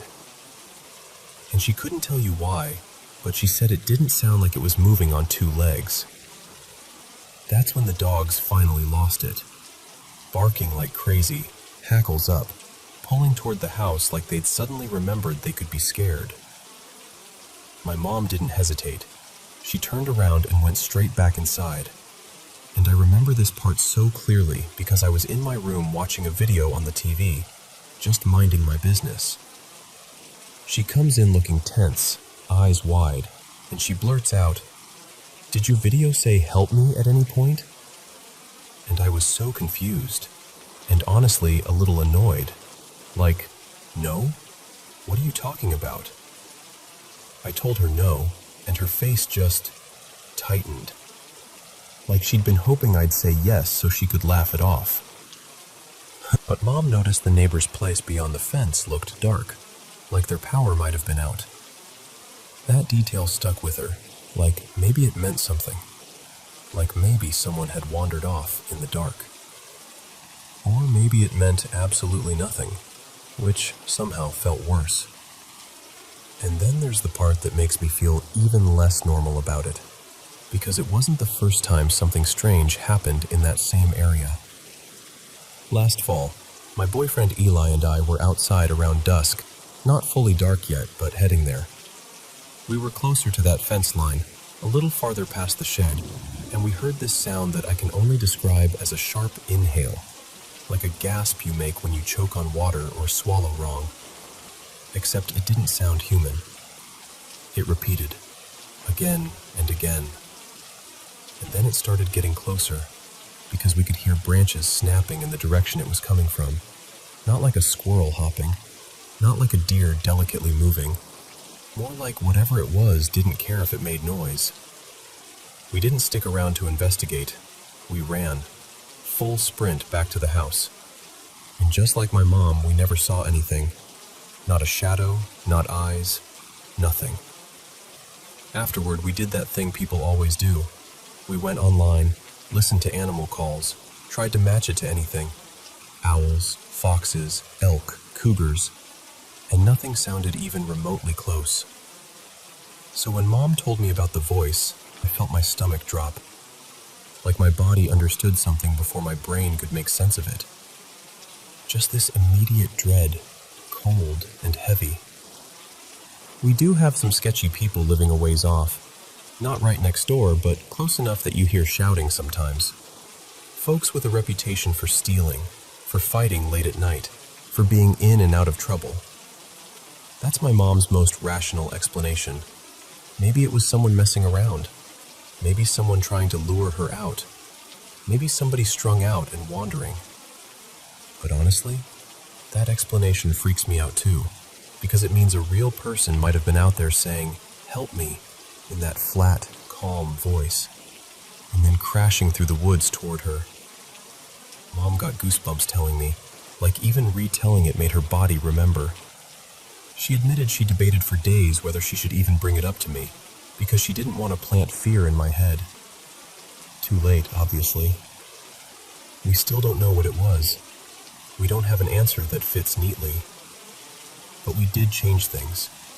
Mom doesn't go outside alone after dark anymore, not even for quick stuff. And if she does step out, she's fully alert. Welcome back, my friends, to the Paranormal M channel. It's me again. I love being here and sharing my paranormal experiences with you. Thank you so much for sending in all of your own stories. And don't forget to drop a comment and tell me where you're watching from. Thanks for always supporting the channel and diving into these paranormal experiences together with me.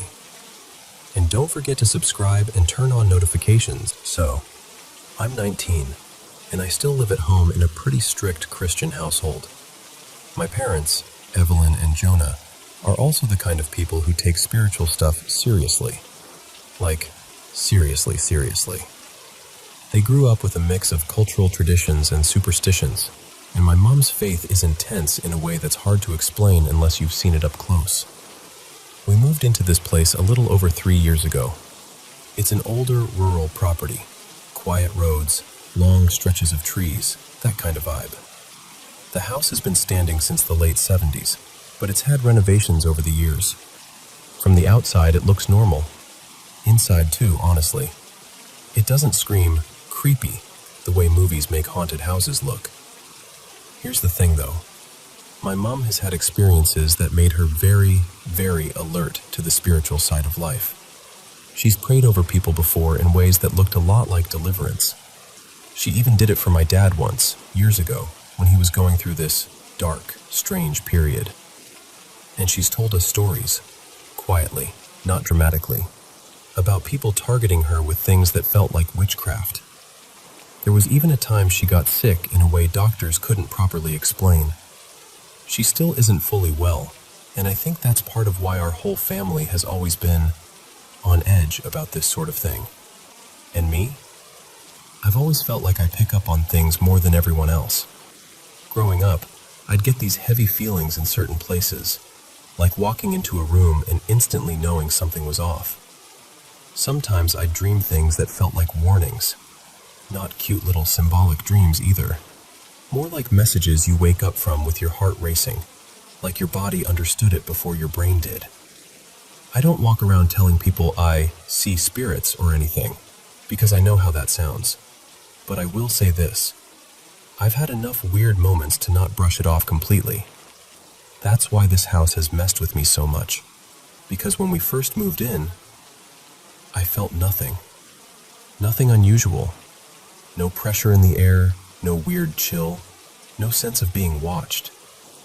I remember thinking, okay, maybe we finally found a place that's peaceful. And then, after a few months, the nightmares started.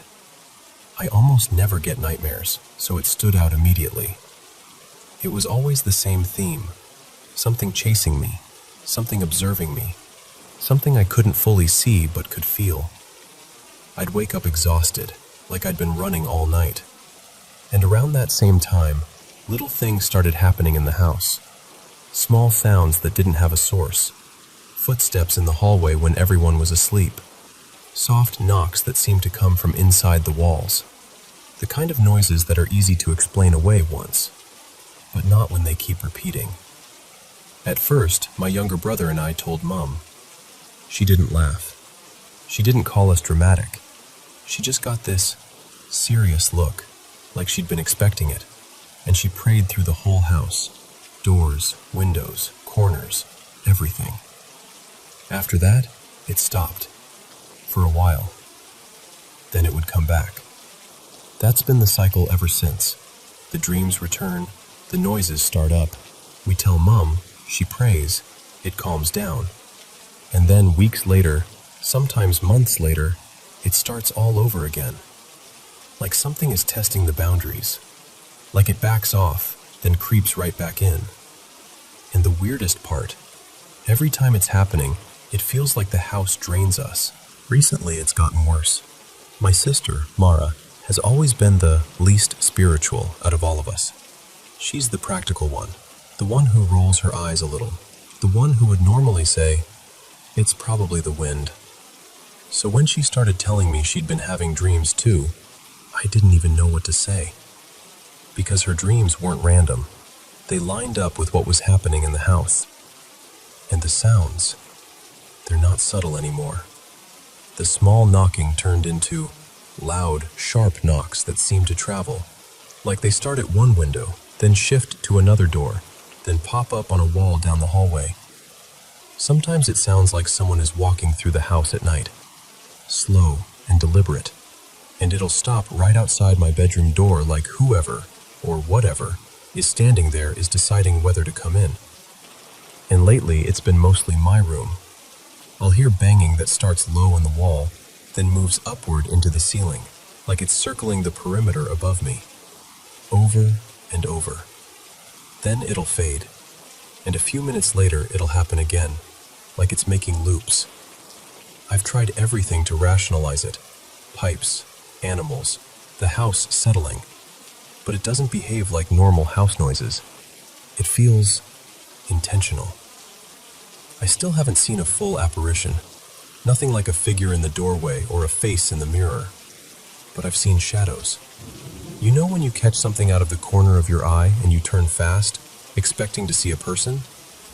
That, except there's no person, just this quick movement slipping out of view. It happens enough that I'm not comfortable calling it my imagination anymore. And then tonight happened. Tonight is what finally pushed me from I'm unsettled to I'm done. I heard the banging start up again, same pattern. So I got up and went into Mara's room because I just needed a break. Her room is right beside mine, and I figured if anything happened, at least I wouldn't be alone.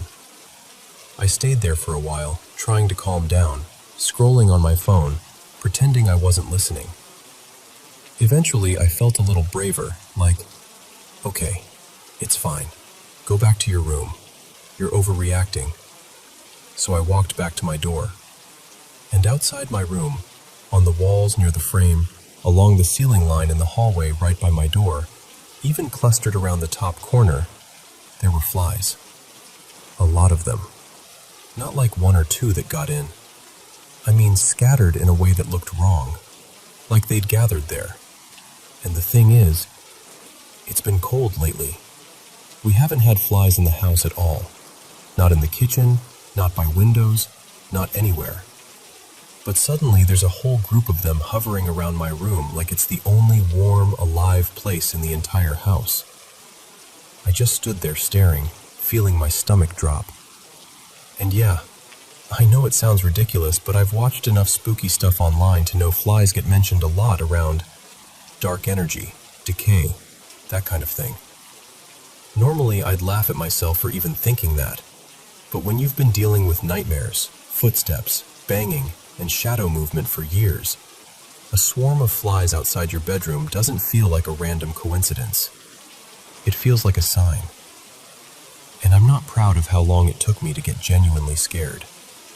I think I've been trying so hard not to be that person who blames everything on the paranormal that I kept swallowing my instincts. But I'm exhausted. I haven't been sleeping properly for days. It's messing with my work, my mood, my focus, everything. I feel like I'm living in this constant state of tension, waiting for the next sound. And the worst thought I can't shake is this. What if it escalates? What if it stops being knocks and shadows and turns into something physical? And right now, I don't.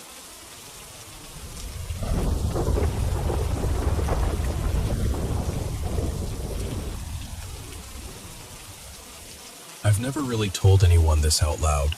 Not all the way through, anyway. It's one of those things I keep tucked behind my ribs, because the second I pull it out, I can feel it again. And I haven't gone back to the place where it happened. Not once. So, a couple years ago, 2021, late fall, I had just started seeing this girl named Mara. It was new. Like that weird in-between where you're not sure if you're just talking, or if you're already quietly building a life together without meaning to. We were still learning each other's coffee orders, you know? Less than a month into us being in each other's orbit, Mara got a call at work. I remember the way her face changed, like all the blood in her skin decided to leave at the same time. It was her best friend, Rowan, sobbing so hard she could barely get words out. Mara didn't even clock out properly. She just left. She drove to where Rowan said she was, and what she found? God, I still don't have clean language for it. Rowan had tried to end her life. Mara was the first one there. She did CPR until the paramedics arrived, hands shaking, voice breaking, just refusing to stop. But a day later, maybe two, the family made the decision to take Rowan off life support, and she passed. I didn't know all the details at the time, not like that. I just knew Mara was suddenly carrying something massive, and I didn't want her to carry it alone. Fast forward to last summer, like mid-July of 2023. Mara and I were out driving with the windows down, just floating through the day. Warm sun, music turned up, stupid jokes, laughing so hard my stomach hurt. The kind of day that feels like it's healing you without making a big deal about it. And then it happened. I know that sounds dramatic, like I'm trying to make it a movie moment, but it was exactly that sharp. 1 second I was fine. The next second it was like something inside me slammed on the brakes. We were on these back roads, ones I didn't recognize. There was this long fence running along the right side, the kind you see around old property lines. And when the fence ended, I swear to you, it felt like I drove straight into a wall, except nothing touched the car. My chest tightened so fast I thought I was choking. My hands went cold. It was panic, but it was also deeper than panic. Like grief that didn't belong to me, like a sudden drop into heavy, thick sadness. My throat closed up, and I started crying before I even understood why.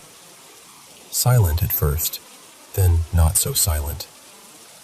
Mara asked, "Hey, what's going on? Are you okay?" And I tried to answer. I really did. But all I could force out was, "I want to leave." That was it. That's all I had. So we turned around. And here's the part that messes with me the most. The farther we drove away from that spot, the more my body let go. Like the pressure was tied to the land itself. My breathing came back in pieces. The crying slowed down, but the air in the car stayed different. We went quiet. Even the music felt wrong. The rest of that day was like walking around with bruised lungs. A couple days later, Mara brought it up again. She asked me, gently, "Do you know where we were when you started freaking out?" And I laughed a little, because I honestly didn't. I told her, "No, how would I know? I've never been down that road in my life." Then she said, "That's where I found Rowan." And I felt my whole body go still. Not fear this time, just that slow, sinking understanding.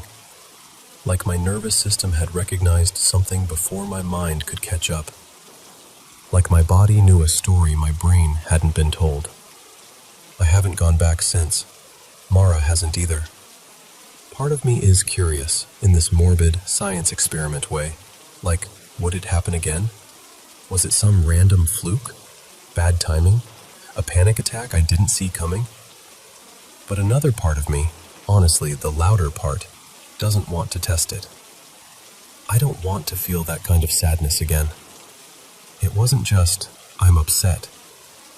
It was dread. It was grief with teeth. And lately, I don't know. This week has felt off in general. My anxiety has been louder than it should be, even with my meds. I've spaced out a few times, had these vivid nightmares, and now my mind keeps circling back to that day like it's trying to solve it. Like if I can explain it, it won't haunt me. I'm in my 20s. I live out in a rural part of the South. Quiet roads, long stretches of nothing. The kind of places where your thoughts get really loud. I'm not religious, but I do believe there are things we don't understand. I've never had some big paranormal moment or anything, but I have had those random chills in certain places, like your body perks up for no obvious reason. Still, nothing has ever hit me like that road did. Nothing. And what really gets me is the timing, because it was close to a year after Rowan died. Not exact, but close enough that it makes you wonder if dates leave fingerprints. I don't know what I'm trying to say exactly. Maybe I just needed to finally say it out loud to someone, because I've been carrying it quietly, and quiet things have a way of growing. And I keep thinking, maybe my body was responding to grief that had soaked into a place. Or maybe it was empathy, or coincidence, or stress finding a door to come through. Or maybe I'm just a person who drove down the wrong road on the wrong day, and my nervous system did what nervous systems do. I just know it felt real, and I know I never want to feel it again.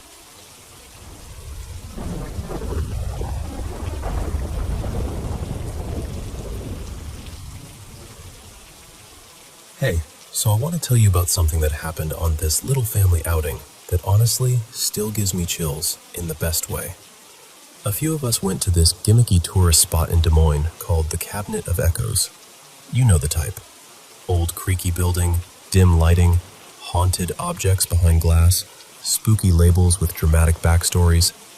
It's the kind of place my brain normally files under fun but fake. But this time, something felt different. We paid a little extra to borrow one of those EMF readers, the handheld gadget that flashes and beeps when it picks up electromagnetic activity. I've always been skeptical of those, because there are a million boring reasons they can spike. And at first, that's exactly what it was. A few little blips near some creepy porcelain dolls, nothing that made me pause. Then we walked past this disturbing carnival poster painting, like a grinning jester or something, and the EMF reader absolutely lost its mind. I mean, bright flashing, frantic beeping, constant. It happened over and over in the exact same spot. So right away we're like, okay, junction box, wiring, a speaker, a hidden effect. The logical part of my brain was actually relieved because it was so obvious. We decided to prove it. So we go downstairs into the basement, thinking we'll find a bunch of thick wiring running underneath that wall. And, yep, there it was. Conduit, cables, the whole deal. Case closed. We all kind of laughed like, all right, cute trick. But then, we kept walking around down there, just sweeping the EMF reader out of curiosity, and it started pinging near this old wooden display case tucked against a brick wall. And this wasn't near the obvious wiring we'd just found. The basement was barely lit, mostly shadows and that red-tinted glow from this section they jokingly called the Inferno Room, or something equally dramatic. At first we thought, maybe there's another wire behind the bricks. But the reader kept pulling us closer, like it was guiding us to something specific. Inside the cabinet, in the darkest bottom corner, low enough that you had to crouch, there was a doll. Her name on the little card was Maribel. And here's where it got strange. The EMF reader would stay calm until we actually looked at her. Not near her. Not in front of the cabinet. Specifically, when we crouched down, aimed a flashlight at her face, and shined it into her eyes. The second that light hit her eyes, the EMF reader went absolutely wild again. And the moment we looked away, like turned our head even slightly, the beeping would stop. Not gradually, not fading, just off, like a switch. So of course, we're all doing it again and again, because we don't want to convince ourselves of something stupid. Flashlight on her eyes, chaos. Look away, silence. Back to her, chaos. Look away, silence. There were 4 of us witnessing it, and we started getting that weird, quiet feeling people get when they don't want to say the spooky thing out loud, but everyone's thinking it anyway. The little placard said something like, a young girl's spirit was attached to the doll. Some sad, sweet story. Normally I roll my eyes at that stuff, but in the moment it actually made this unsettling kind of emotional sense. Like, if this was all real, it didn't feel angry. It felt needy, like someone desperately trying to be noticed. We eventually said goodbye and went to look at other things, because honestly, we needed to breathe for a second. Before we left the basement, we went back one more time, kind of gently, like, "Hey, we're heading out." The responses were still there, but softer, less intense, like the moment had passed. Then we went upstairs for this sit challenge thing, where a couple of my relatives sat alone in a creepy room for 10 minutes while the rest of us waited outside.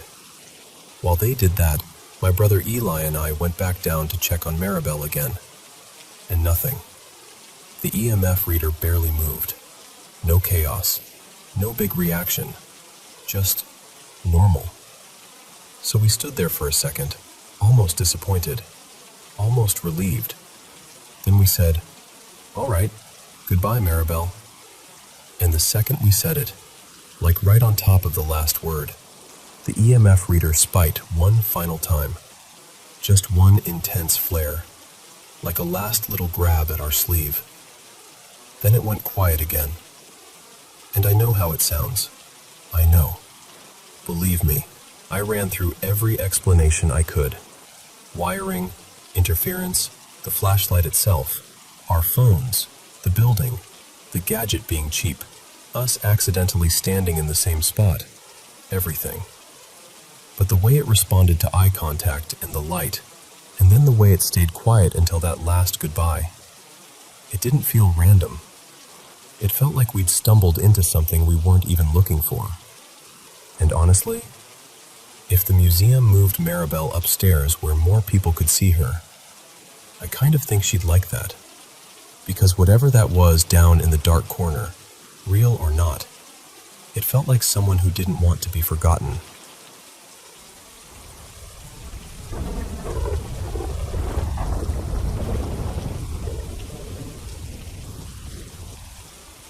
So, I should probably start by saying this. I grew up pretty religious, but I was also the kind of person who rolled my eyes at ghost stories. Demons, shadows, entities. I'd hear people talk and just assume it was imagination, stress, maybe someone working themselves into a fear spiral. I truly didn't think any of it was real. This was back around 2009, when my grandmother Maribel wasn't doing well. We brought her to stay with us so we could look after her. Most days we also had a caregiver. Her name was Lucia, who helped out for long stretches of the day. I was in university then, and honestly, I barely interacted with Lucia. A quick hello, a polite thank you, that kind of thing. Nothing dramatic. Nothing that would have made me think anything unusual was happening in our house. But one night, my mom, Elena, pulled me aside and said, really quietly, like she didn't want to give the words too much power, "Something strange is going on here." Now, my mom has always been sensitive to this kind of thing. She had rough experiences when she was younger, stuff she still won't fully describe. She prays every day. She's deeply faithful. So when she told me she'd been seeing a shadow moving through the house, I wanted to be gentle. But in my head, I was thinking, she's exhausted. She's worried about Grandma. Stress is playing tricks.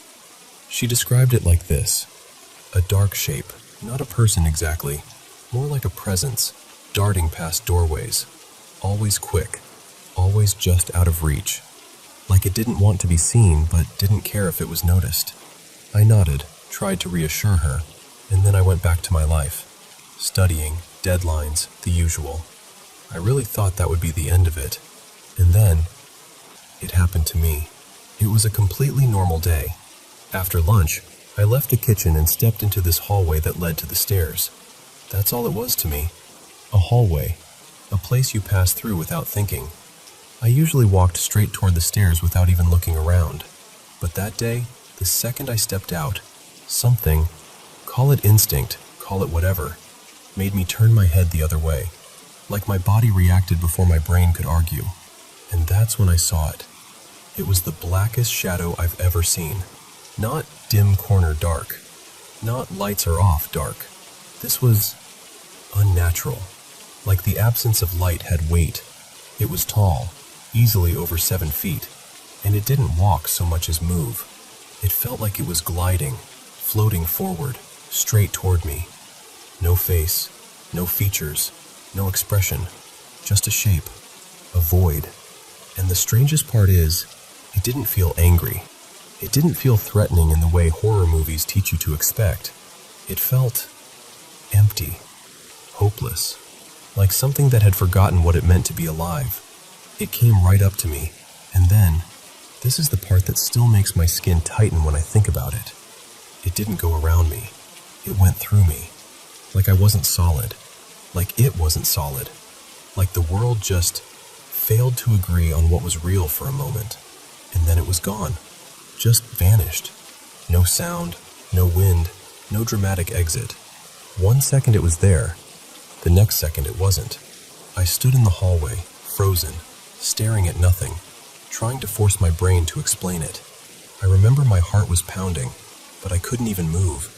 And all I could think was, that's what Mom meant.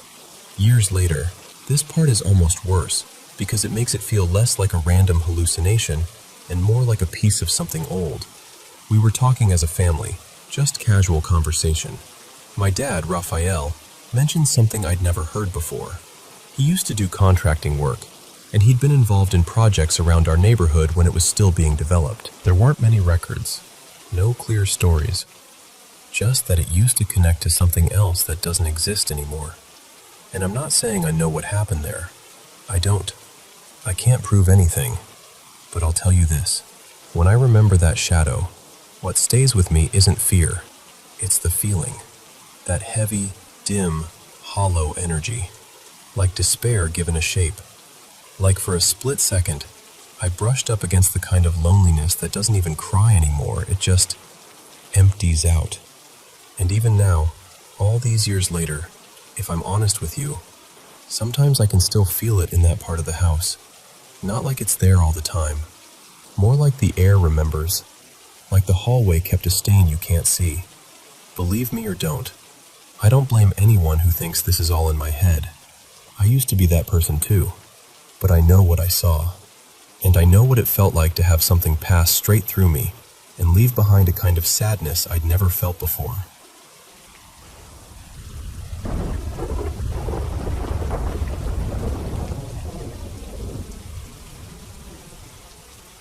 So, my partner and I moved into the place we live now a little over 5 years ago.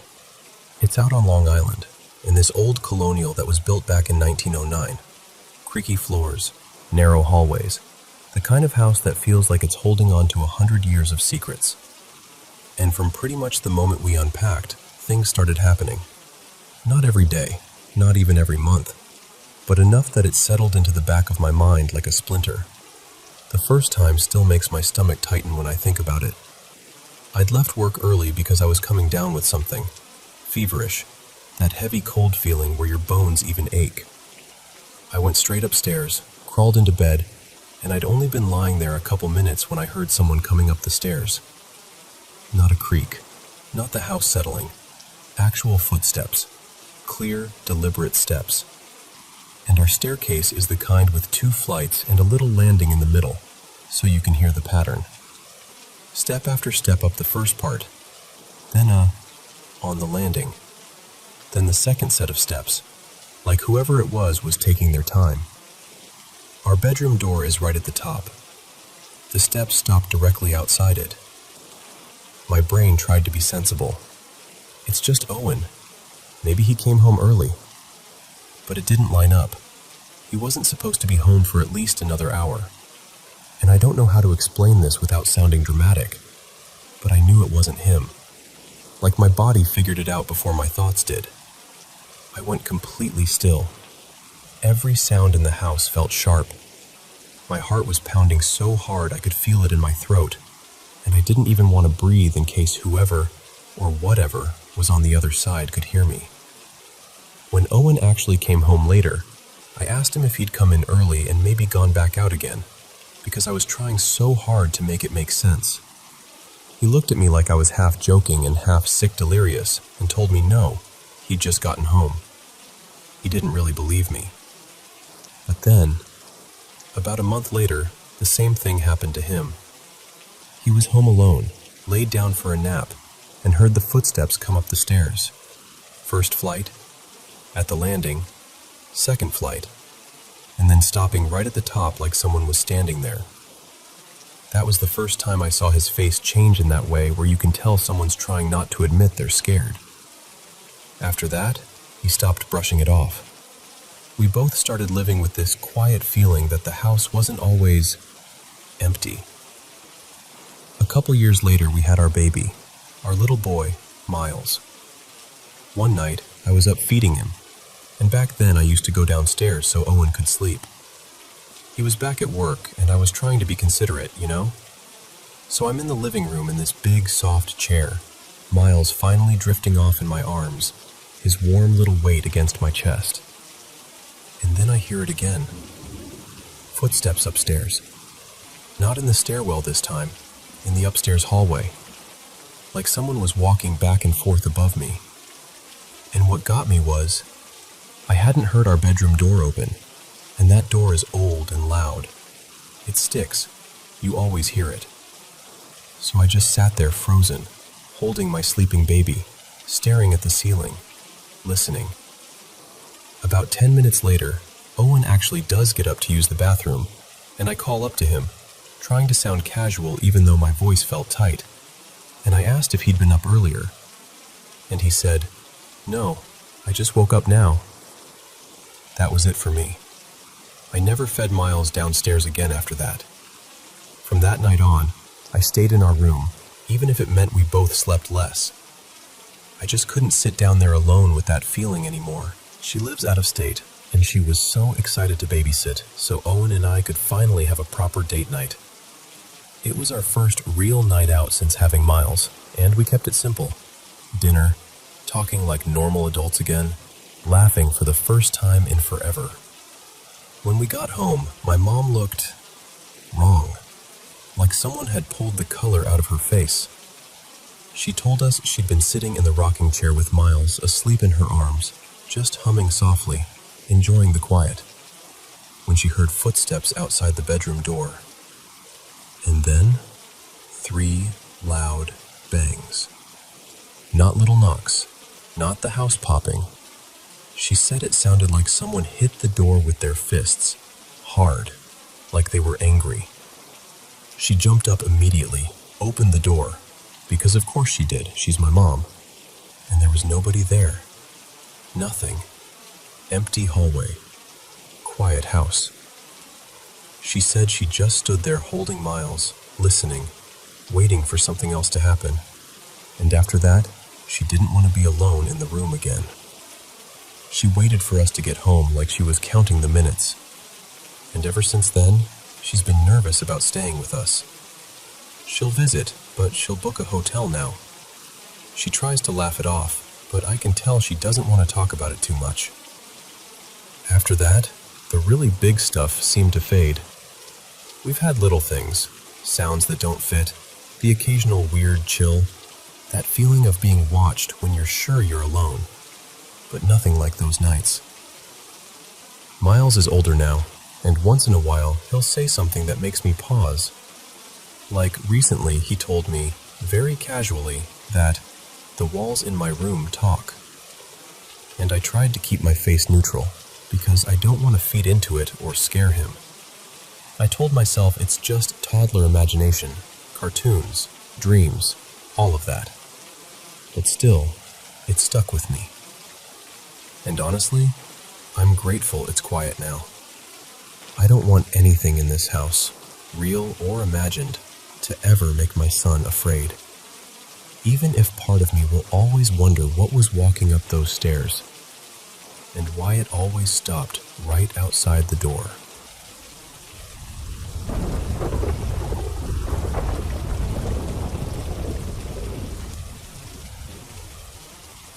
Okay, this is going to sound completely unhinged, and I get it. But I'm not telling you this as some spooky campfire flex. I'm telling you because there were other people there. There were moments where it wasn't just in my head. So, quick backstory. I was born in the US, but before that my parents and my 2 older brothers had been bouncing around, mostly between Colombia and Argentina. When we finally settled in the States, We landed in the Maryland suburbs outside D.C. and rented this older house that had belonged to a Japanese family years earlier. And the neighborhood gossip, always with the neighborhood gossip, was that the father who owned it started struggling mentally after moving in. Eventually, he took his own life. Nobody could ever tell me if it happened inside the house or somewhere else, but either way, the house got a reputation. Apparently, a few families rented it before us, and every single one had something catastrophic happen. Like not, oh, the faucet leaks and the vibes are weird. I mean, life-derailing stuff that made them pack up and leave fast. Then my family moved in. I was barely a toddler. By the time I was 4, that house felt like it had rules I didn't understand. I remember things vividly. Sounds, shadows, that feeling you get when you're little and you can tell the air in a room is wrong. And there's another layer to it that's hard to say out loud. My dad started changing in that house.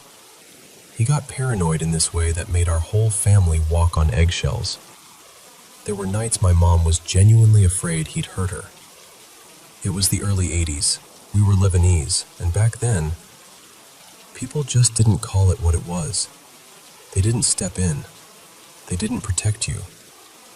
You just survived it. And that's when the dreams started. They weren't normal kid dreams. They were the same dream, over and over, like it was on a schedule. In it, I'm running, but it's that awful slow-motion running where your legs feel like wet cement. And there's this glowing orb, blue-purple, like a little planet made of light. Sometimes it's in my hand. Sometimes it floats right beside me like it's tethered to me. And I'm terrified, because I know I'm being chased. The man chasing me is always the same. Tall, pale, bright blue eyes. Handsome in this weird, unsettling way. Like if you looked too long, you'd feel sick. And his outfit was always the same too. Black brimmed hat, kind of like a fedora. Long black coat, dark suit, all of it. I think he wore gloves, but what I remember most is that I could always see his face. No smile, no anger, no expression at all, just purpose. Like he wasn't hunting me because he hated me. He was hunting me because it was his job. And every time, right before he could grab me, or grab the glowing thing, a woman would appear. Sometimes from behind a tree, sometimes stepping out of a doorway, sometimes getting out of a car like she'd been waiting. She'd call my name, clear as day, and I'd run to her, and the second I reached her, I'd wake up. That dream happened multiple times a week from when I was 4 until I was 9, and then life took this hard left turn. A few months after we got there, I developed something that was maybe arthritis. To this day, I'm not even sure what it was. All I knew was that once a week, I needed an injection. We'd go to a nearby town, mostly Catholic families, and a nurse would give me the shot at her house. The first time my mom and I went, the nurse opened the door and I absolutely lost it. I screamed, "I know you! I know you!" My mom looked horrified. The nurse looked confused. Like, "Kid, what?" Her name was Nadia, and I swear to you, she wasn't similar to the woman in my dreams. She was her. Same face, same voice, same smile, same exact shade of lipstick, like I could have picked it out of a lineup. Even the jewelry, this little gold chain, the way it caught the light. My stomach dropped because I'd seen it 1,000 times in my sleep. For 5 years, several times a week, that woman had been the safe place in my nightmare. And now she was standing in front of me, holding a tray like, "Hi, sweetheart, come on in." For about a month, I saw her every week. Every time, I tried to get answers the only way a 7-year-old can. I'd ask questions sideways. I'd stare too hard. I'd say weird little things like, "Do you know my name?"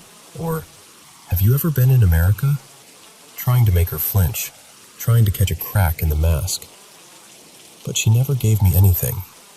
She stayed warm, gentle, funny, always smiling at my mom like this was just a silly kid moment, and she'd brush me off in a way that felt intentional, like she understood exactly what I was asking and was choosing not to touch it. Then my treatment ended. We stopped going. I never saw her again, but the dreams didn't stop. She was still there, still saving me right at the end, like she hadn't gone anywhere. And then came my 9th birthday. A couple weeks after I turned 9, my parents and I were driving back to our village from Beirut. I can't tell you how long we were in the car. Wartime driving messes with time, but in my memory, it feels endless, like a whole day stuffed into a single ride.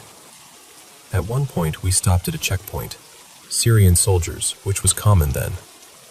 My dad handed over his papers, and I looked out the window to my right. And there he was, the man from my dreams, in real life. Same hat, same long black coat, same shape of his body as he walked, like the dream had stepped through a door and joined the street. He was moving along the side of a building, then he turned a corner, and even that turn looked exaggerated, like his coat flared back in this dramatic sweep, like it was choreographed. I remember grabbing at my mom, panicked, whispering, yelling, "Mom, Mom, that's him! That's the guy from my dreams! I just saw him!" And her reaction was small, like she didn't know what to do with it. A distracted, "Huh, weird." The kind of response adults give when their brains are busy surviving bigger things. But it didn't end there. Later, maybe an hour, maybe more, we reached this lively town, Dur El Chouer. Cobblestone streets, a big fountain in the center, cafes packed with people. It felt loud and bright and normal for the first time in that whole drive. We stopped at a crosswalk. I was sitting on my mom's lap in the front seat because I'd gotten bored in the back and insisted. Classic kid behavior. And then my mom stiffened. A man was walking in front of the car, and he was staring straight at me like I was the only thing in the world. It was him. And my dad, hot-headed, protective, loud, he got out of the car. He started yelling, threatening, doing that whole, "Hey, I'm talking to you, come here" thing. Full volume, full posture, like he could intimidate the universe into behaving. But the man didn't even glance at him. Not once. His eyes stayed on me. Calm, empty, fixed. Then he just walked away. And here's the part that still makes my skin go cold. People tried to stop him. The driver in the car behind us jumped out, and a couple bystanders moved in too. They reached for him, like grabbed his arm, grabbed his shoulder, and the second their hands touched him, they let go. Not like he shoved them, not like he hit them, more like their bodies refused. Like instinct took over and said, "Nope, don't hold on to that." And he kept walking like nothing had happened. After that day, after seeing him that close, after my mom seeing him too, after the whole little scene in the street, I never had the dream again, not once. It was like whatever thread connected us snapped or got cut. And that's it. That's the story. I'm in my 40s now. I've spent years trying to make sense of it. I've asked people who claim they can see things. I've tried to rationalize it. Trauma, stress, war, childhood imagination. I've gone through every explanation I can live with. But I can't explain the nurse. I can't explain the man. I can't explain how real it felt, or why it ended the moment it finally became undeniable. And the part that messes with me the most is this. If it was all just a dream, why did it feel like it had a plan? Like it was leading me somewhere? Because I still don't have answers. I just have the memories, and the fact that I wasn't the only one who saw him.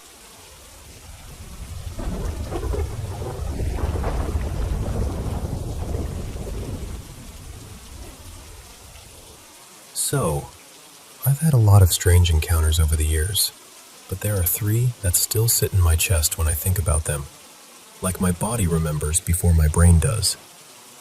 The first one happened when my family was house-sitting for a friend. We'd stayed there for a bit during a move, and honestly, the place was already kind of loud at night. Not loud like people talking, more like footsteps that didn't quite have a source. Little thumps and creaks that made you pause and listen. But for a while, it was just background weirdness. Then one day, it had been raining hard for what felt like forever, and my dad, Jerry, was outside checking the foundation and gutters. He called in and asked if I could run down to the basement and make sure the laundry area wasn't leaking. Now, here's the part that makes it worse. It was a small 3-unit building with neighbors on both sides, and the whole place carried this heavy history. A fatal accident in the backyard years ago. A tragedy in one of the units. A baby lost in another not long before we were there.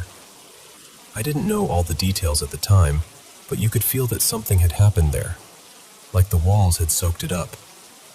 So I go inside, and immediately, I get that sharp feeling like I'm not supposed to be there.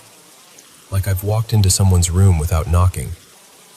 I try to shrug it off, but the second I reach the top of the basement stairs, the hair on the back of my neck stands straight up. I turn on the lights anyway. I tell myself I'm being dramatic, and I start down. And I swear to you, the air down there felt thick, like walking through a damp, heavy fog. Every step closer to the laundry area made it worse. My stomach tightened. My ears felt pressurized, like before a storm breaks. Then I reached the doorway and looked in, and the far corner of the laundry room wasn't just dark. It was wrong dark. Like the darkness had weight. Like it was pooled there, swallowing up the corner of the room. And then, clear as anything, I heard one word. Run. It wasn't gentle. It wasn't a suggestion. It was loud and sharp, like someone barking it right into my head. I didn't argue. I didn't think. I just moved. I tore up those stairs as fast as my legs could carry me, and I could feel something tracking me along the wall behind me. Like that blackness was crawling after me, chasing me upward. But the second I hit the top step, it stopped. Like it couldn't cross that line. I didn't stand there to test it. I flicked off the lights, bolted out, and didn't go back down there again unless I absolutely had to. That moment stayed with me for a long, long time, because it didn't feel like a spooky story. It felt like a warning. The second one was months later, still in that same general area. It was Halloween night, and I was with my boyfriend at the time, Mason. We drove out to his grandma's place on the reserve because she had a bag of candy and a few things she wanted to send home with him. He said it would take 2 minutes, so I stayed in the car. It wasn't pitch black. There were streetlights around, that weird orange glow they give off. I was sitting in the passenger seat, kind of zoning out, looking through the window, when I noticed a shadow near the edge of the property. At first, it just looked like a tall man standing by a streetlight. Still. Too still. I watched it, thinking, okay, maybe it's someone smoking. Maybe it's just how the light's hitting the grass. And then it dropped. Not like crouched, not like bent down. It dropped onto all fours, fast, unnatural, and then it bolted into the tall grass like an animal. My stomach went cold. I lost sight of it immediately, and then the car started reacting. The back door handle on one side lifted, like someone was about to open it, and then snapped back down. Then the other back door handle did the same thing, then mine. One after another, like something making its way around the car, testing every entry point. I was frozen, like I couldn't even breathe right. I remember staring at my own door handle, waiting for it to lift again. And right then, the house door opened. Mason came stepping out, candy in hand, and the shadow, wherever it was, moved back into that long grass at the corner like it was retreating. That one stuck with me because it felt deliberate, like it knew I was alone and wanted me to know it knew. The third experience happened in a different town in the summer when I was helping my mom, Elena, at an antique shop. We were sorting through boxes from a new haul, dust everywhere, that old paper smell, the usual. And I found this small glass jar, nothing huge or expensive looking, just a little jar with an ornate silver lid. Inside was this gray, dusty stuff, and these tiny blue-purple flower buds mixed in. When I cracked it open, there was the faintest, sweet smell, like dried wildflowers. And the second I touched it, something in me went, oh, like it was calling my name. I tried to ignore it. I left it at the store for a few days, but I couldn't stop thinking about it. I kept getting this persistent thought, bring it home. Not, it would be nice to have, more like a tug, a pull. So I did. I set it on my desk and went about my night. Late evening, everyone in the house asleep. I was in my bedroom in a recliner, playing a game, just relaxing. And then my curtain snapped to one side, hard. My door was closed. The window was closed. No fan, no draft, nothing. I stared at it, trying to rationalize. And that's when I started noticing movement in the room, just at the edges. The curtain kept shifting. Small sounds started up. Floorboards creaking like someone was pacing behind my chair. Then it got worse. The back of my chair started jerking, like it was being hit from behind. Not bumped, punched. Over and over, like a fist slamming into the chair and knocking into my back. I started praying, out loud, whispering, whatever I could manage. And it laughed. I swear to you, it laughed. I kept praying anyway, and then I said, firmly, "You're not welcome here." Nothing changed. If anything, it felt angrier, like my words meant nothing. So I did the only thing I could think of. I ran to my parents' room to wake my mom, because she's had experiences her whole life, and I thought maybe she'd know what to do, anything. But I could not wake her. I shook her shoulder. I said her name. I tried again and again. She was breathing, lightly snoring, completely unreachable. I stood there in the dark, feeling so alone it made me want to cry. And then I went back to my room, slow, like walking toward a barking dog you can't see. I sat down, kept praying, kept hoping it would stop.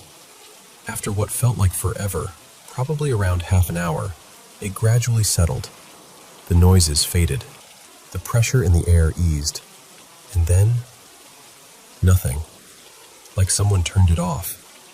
The next morning, I didn't negotiate with myself. I took that jar straight back to the shop and left it there. No more tug, no more obsession, just relief. And that was it. Most of the odd experiences I've had haven't been bad. Some were even comforting in a strange way. But those three, those were the ones that felt hostile. Like whatever it was, it didn't want me there. Anyway, I'm curious, what's the most what the actual hell experience you've ever had?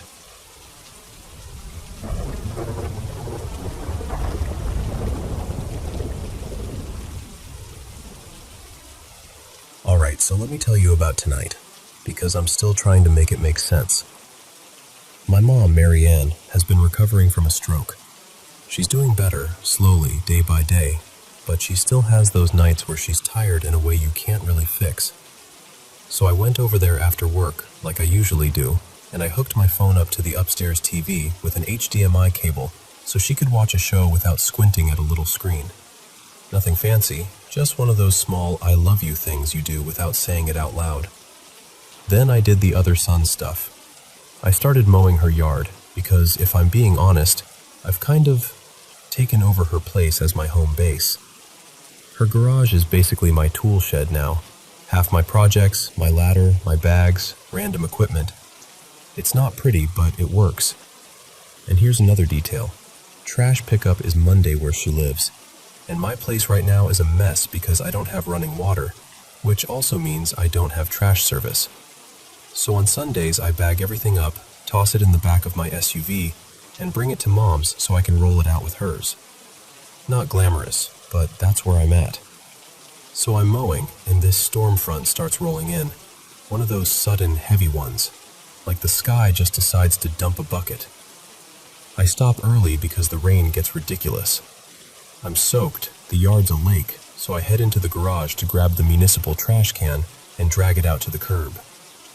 And that's when the first weird thing happened. The garage door was open during the storm, but the trash cans and recycling bin were way inside, like a good 12 or 15 feet in. And one of the cans, the lid was wet. Not damp like humidity, not misted, wet like it had been rained on. But the sides were dry, the wheels were dry, just the top looked like it had caught rainfall. I remember standing there with my hand on the handle thinking, that's odd. Then I brushed it off because, honestly, when you're carrying your life around in tool bags and garbage bags, you don't have the luxury of stopping to be creeped out. Except I had to move a ton of stuff to even reach the cans. Earlier in the week, I'd done a side job and dumped everything near the garage entrance. Tool bags, a folding work platform, a big extension ladder. It was jammed between my old project truck and 2 motorcycles.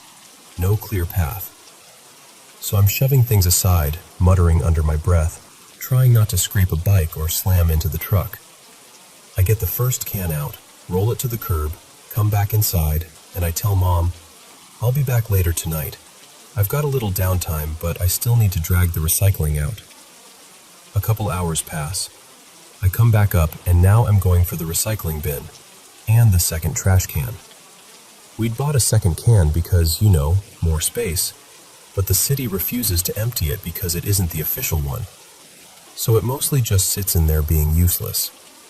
And when I get to it, same thing. The lid looks like it's been rained on. I look at Mom and I go, "Hey, did you take this outside earlier?" And she's like, "No." But I press it. I'm tired. I'm already on edge from the storm, and in my head I'm trying to solve it logically. "Are you sure? Because it's wet on top like it was outside." She gets defensive, rightfully, honestly, and she says, "Eli, I watched you take the other trash can out. I didn't touch anything." So now I'm standing there feeling like a jerk and also feeling unsettled. To calm myself down, I check the camera that points from the garage toward the street, thinking maybe it caught something. Maybe the garage door blew rain in. Maybe something shifted. That bothered me enough that I walked through the house, room to room, checking doors, checking corners, listening. Just me and Mom. Nothing. No signs of anyone. So I tell her goodnight, I lock everything up, and I leave. I drive maybe half a mile, not far. And my phone rings. It's Mom, and she goes, "The TV just shut off by itself, and the hall light keeps turning on and off." I spun right around. I mean, instantly. That adrenaline, something's wrong with my mom, panic hits, and I'm back at her driveway in minutes. She meets me, wide-eyed, pointing toward the hallway like she's afraid to look at it too long. She says, "It turned on and off twice right after you pulled away." I go straight to the living room and start looking for the TV remote because sometimes it's just the remote. And sure enough, I dig it out from between the couch cushions like it's been hiding there all along. I hold it up like, "Okay, that part, solved." But Mom looks at me and goes, "So what about the hall light?" And I don't have anything for her. I just don't. I'm standing there thinking about the wet trash can lids, the camera cutting out, the light flipping, the TV going dark, and I can feel myself getting angry, not at her, but at the situation, at my own fear, at the fact that my brain wants to blame something. And I had yelled earlier, not proud of it. I'd basically interrogated my mom like she was sneaking trash cans outside in the rain for fun. So I apologize. I tell her I'm sorry, that I'm just stressed, and I love her, and I'm not mad at her. I hug her, like a real hug, the kind where you hold on an extra second because you're grateful she's standing there. Then I walk out again. I step onto the porch, hit the lock button on my key fob, and I hear music coming from the garage, like a radio is on. I freeze. I'm not even joking. I just stood there with my thumb still on the fob, trying to process what I was hearing. And at the exact same time, my phone rings again. It's Mom, and she picks up immediately and says, before I can even speak, "There's music coming from the basement." I just said, "I hear it too." I hit the garage door opener, the door rolls up, and sure enough, one of my old radios is blasting like somebody just decided to throw on a song at full volume. I run in and shut it off, staring at the dial like it's going to explain itself. It hadn't been on. I know it hadn't. I'd been in that garage multiple times tonight, moving things, dragging cans, looking for answers. It wasn't playing a minute earlier. And listen, I'm not here to convince you of anything. I'm just telling you what happened. But tonight felt wrong in this quiet, personal way, like the house was nudging us, poking at the edges of normal. And the creepiest part? It wasn't even the music. It was Mom's voice on the phone, small, tired, scared, asking me to explain something I couldn't explain. I've had strange experiences before. I've seen things I can't neatly label. I just never expected it to happen in her house. Not like this. Not on a night I was just trying to do the kind sun stuff. Mow the lawn, take out the trash, help my mom watch a show. And I swear to you, I'm going to be thinking about that wet trash can lid for a long, long time.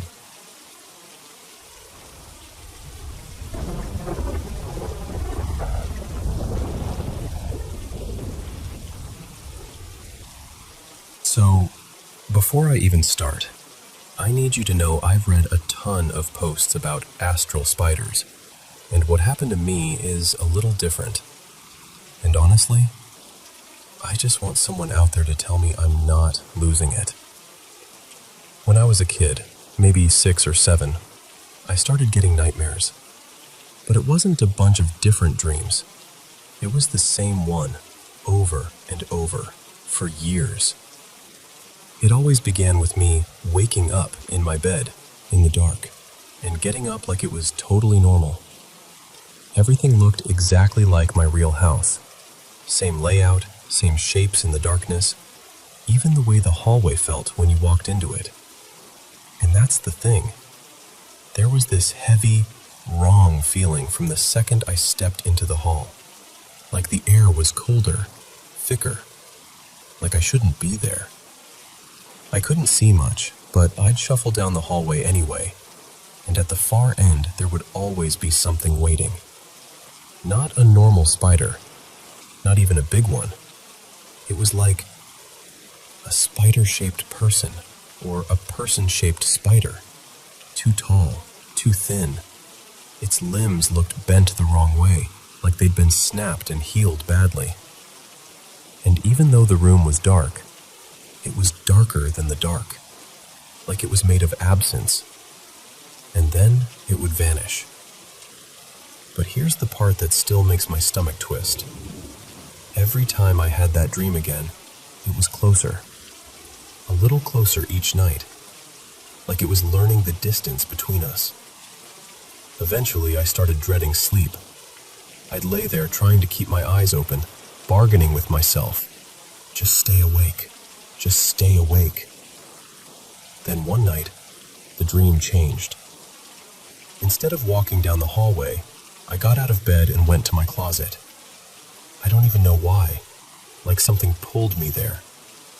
I reached toward the door, and the second it cracked open, something yanked my arm so hard it hurt. I remember it leaning in, staring at me, and I couldn't make out its face. Just this sense of attention, like being studied up close.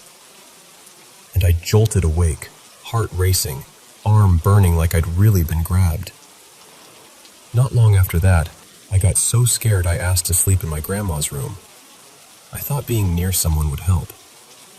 But that night, this is the part I still struggle to explain. These black, scribbly shapes appeared right in front of my face in the darkness. Not like normal floaters or imagination stuff. They were violent, frantic, like something sketching itself into the air. They moved so aggressively it actually gave me a pounding headache, and I remember pressing my hands to my temples and wanting to cry. I tried telling my dad the next day that something felt wrong, that something was happening, but I was a kid. He brushed it off like I was being dramatic, like kids just get nightmares. Then time passed. Life happened. My grandparents were gone by then, and I was maybe 12 or 13 when this next part happened. I'd gone out with a boy I shouldn't have been seeing. Older, trouble, that kind of thing. I remember he took me to a small church first, then we went to a movie. I came home late, got in trouble immediately, and I was so drained I just collapsed on the couch in the living room. We had this game console, one of those with the handheld screen controller. I remember checking the time on it, then rolling over so I was facing the couch cushions, away from the room. And then, it came back. That same frozen fear poured over me, like someone dumped ice water inside my chest. I suddenly felt like if I turned around, I'd see something I couldn't handle. And I held still, trying to convince myself it was nothing, trying to be brave. But I finally turned. I remember the sound I made, half gasp, half sob. I cried right there on the couch, feeling ridiculous and terrified at the same time. Years later, my dad told me something that made my skin crawl all over again. He said he'd seen something in the house. He called it a demon. He said he believed it came up from the basement stairs one night, moved toward him, and touched him, like it wanted him to know it was real. And it wasn't just him. My stepmom, Mara, once told me she saw something crawling down the stairs from the direction of my room. And my dog, Benny, used to sit facing one specific wall and bark for what felt like forever. Like he could see something I couldn't. Hours, sometimes. Just barking and bristling and refusing to leave. And there were nights where I'd be in bed, trying to sleep, and I would feel the mattress shift, like weight settling beside me, like someone climbing in, lying down, getting comfortable. Sometimes I'd feel it near my legs, sometimes behind my back, and I'd go completely still because I didn't know what else to do. Even now, after all these years, it still feels like something is there. Not always visible, not always loud, just present. Like a pressure in the room that doesn't match anything normal. And I know how it sounds. I do. That's why I'm saying this the way I am. I just want someone to tell me I'm not crazy. That I'm not alone in this. That there's a name for the feeling of being watched by something you can't prove exists. And I don't even know if this matters, but my family has ties to Freemasonry. I don't know if that connects to anything at all. I just know what I've lived through, what I've felt, and what I've seen. So if you're listening, please, tell me I'm not crazy.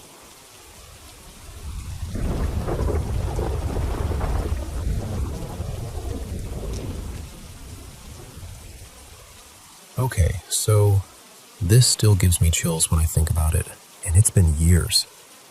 My partner Eli and I had just signed a lease for this little 2-story place, and we're doing the official walkthrough with the landlord.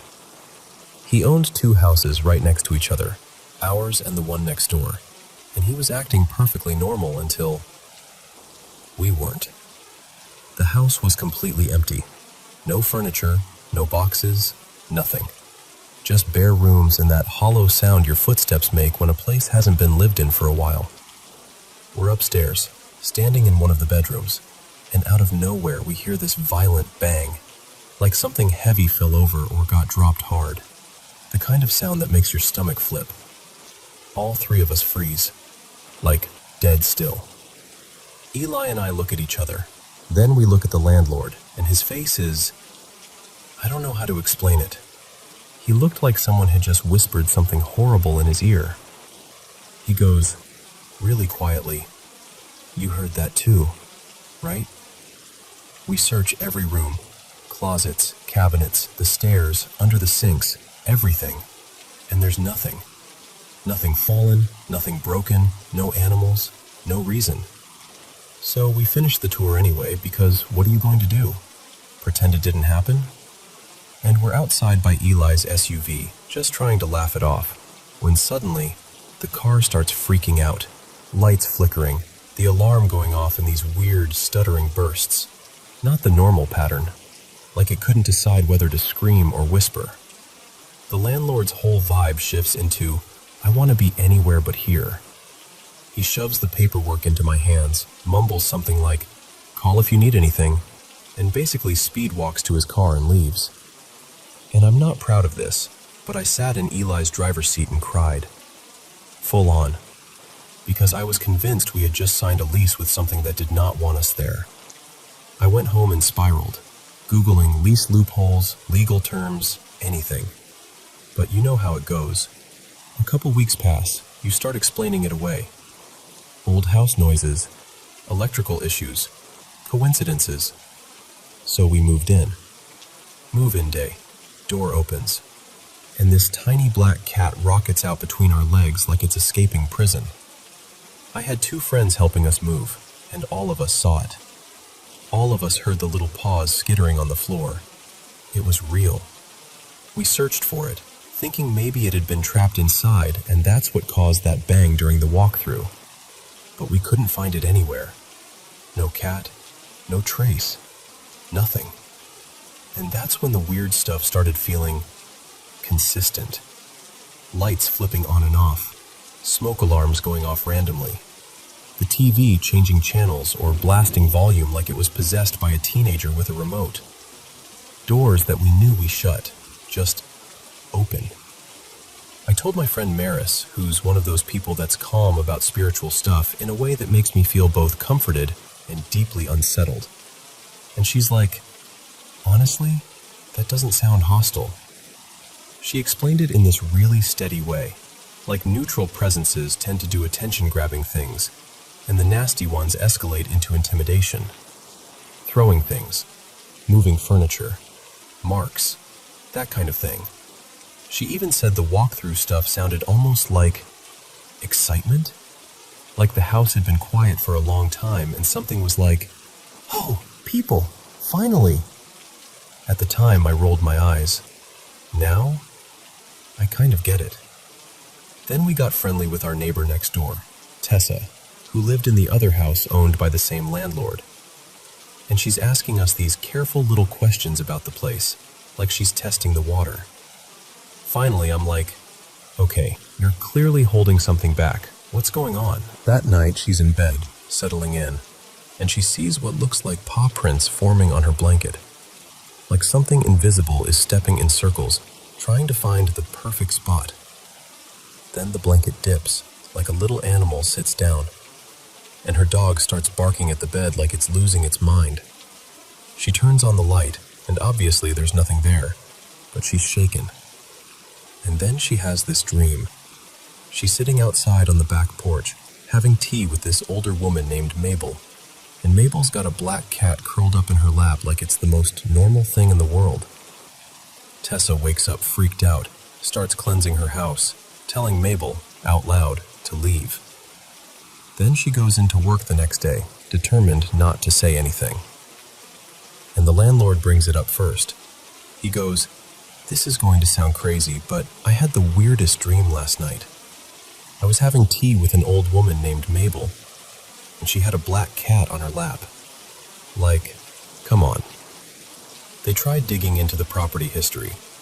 The place had been vacant for a while, bought cheap after a foreclosure. No clear record of who lived there right before. It was all a bunch of guesses, but the dream coincidence felt too specific, too shared. And that's when I started doing something that sounds ridiculous but genuinely helped. Because we never felt threatened. Scared, yes. but not like we were being hunted. It felt weirdly domestic sometimes, almost protective, like a presence that wanted to be noticed, not feared. And I'm telling you, my electric kettle would click on by itself more than once. Not every day, but enough times that I'd stand there like, are you kidding me right now? So I started talking out loud, mostly joking, mostly to keep myself from panicking. A light would flicker and I'd be like, "Hi, Mabel." Or something would happen and I'd go, "Okay, very funny, stop showing off." And the activity calmed down, like it just wanted acknowledgement. Like once it got that, it didn't need to shout anymore. But then, there was one night, the night that still sits in my chest like a stone. Eli and I were asleep upstairs, bedroom at the top of the stairs. I wake up because I hear something, some faint sound that doesn't belong, and instantly I realize I can't move. Full sleep paralysis. I had it as a kid, so I recognize it right away. That horrible trapped in your own body feeling. You're awake, but your body isn't online yet. I'm trying to blink harder, trying to force my fingers to twitch, trying to make anything happen. And then, out of the corner of my eye, I see a shape in the doorway. A dark figure. Not detailed. No face. No clothing. Just a person-shaped void, standing perfectly still in the frame of our door. My heart is hammering. I'm sweating. And the terror is so sharp it feels physical, like cold metal. And I remember thinking, I'm going to die and I can't even scream. It goes on for what feels like forever. Minutes. Endless minutes. And then, suddenly, the hallway light clicks on. And at the exact same time, this warmth floods my whole body, like a tingly heat washing over me from head to toe. And I swear to you, I heard, clear as if someone leaned down beside my ear, "You're safe." And instead of fighting, instead of snapping into panic like sleep paralysis normally does, I just drifted back to sleep, like someone turned the fear off, which has never happened to me. Ever. Sleep paralysis ends with you clawing your way back into movement, usually sobbing or gasping or shaking. You do not just peacefully fall asleep again in the middle of that. Later, I wake up for real. I can move this time. I'm crying, shaking Eli awake, telling him what I saw, telling him there was something in the doorway, because he says, I just had a dream, and Eli never remembers dreams. He tells me he dreamed we were asleep, and a dark figure came in through the back door, left it open, walked through the house like it knew exactly where to go, went up the stairs, and stopped at our bedroom doorway to watch us. And in the dream, he couldn't wake up, couldn't shout, couldn't move, like he was floating above it all, watching it happen but trapped. And the moment he says this, we both just stare at each other, and neither of us wants to move. But we do. We get up, we go downstairs, and the stairway light is on, and the back door is wide open, not cracked, not unlatched, open. We were obsessive about locking up, like annoying about it. Check it twice, sometimes 3 times, and it was a heavy door. It didn't just drift open.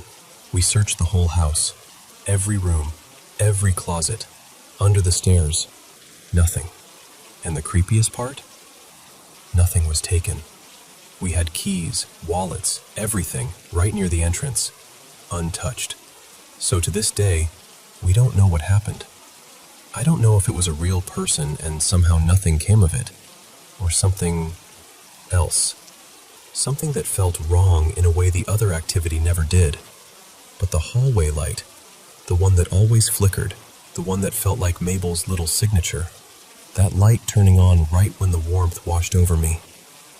It felt like an intervention, like something stepped in and said, "Not tonight." After that, we got a doorbell camera, and the house went quiet for a long time, almost like it was exhausted, like whatever was there had spent everything it had. Eventually, the little signs came back, small, harmless things. But that night changed us, because whether it was human or not, we both felt it. We were in danger, and something protected us. Not long after, Tessa moved out, and later Eli and I moved into the house next door. And the difference was immediate, like walking out of a crowded, noisy room into a silent field. Peaceful, still, normal. But every once in a while, I'd light a candle anyway. Not out of fear, more like respect. Because it's been about 4 years now, and I still think about that hallway light, and that warmth, and those words. You're safe. And how impossible it felt to be pulled gently back into sleep while something watched from the doorway. And I don't know what you believe, but I'll tell you this. I've never forgotten the feeling that we weren't alone in that house. And on the scariest night of our lives, we weren't unprotected either.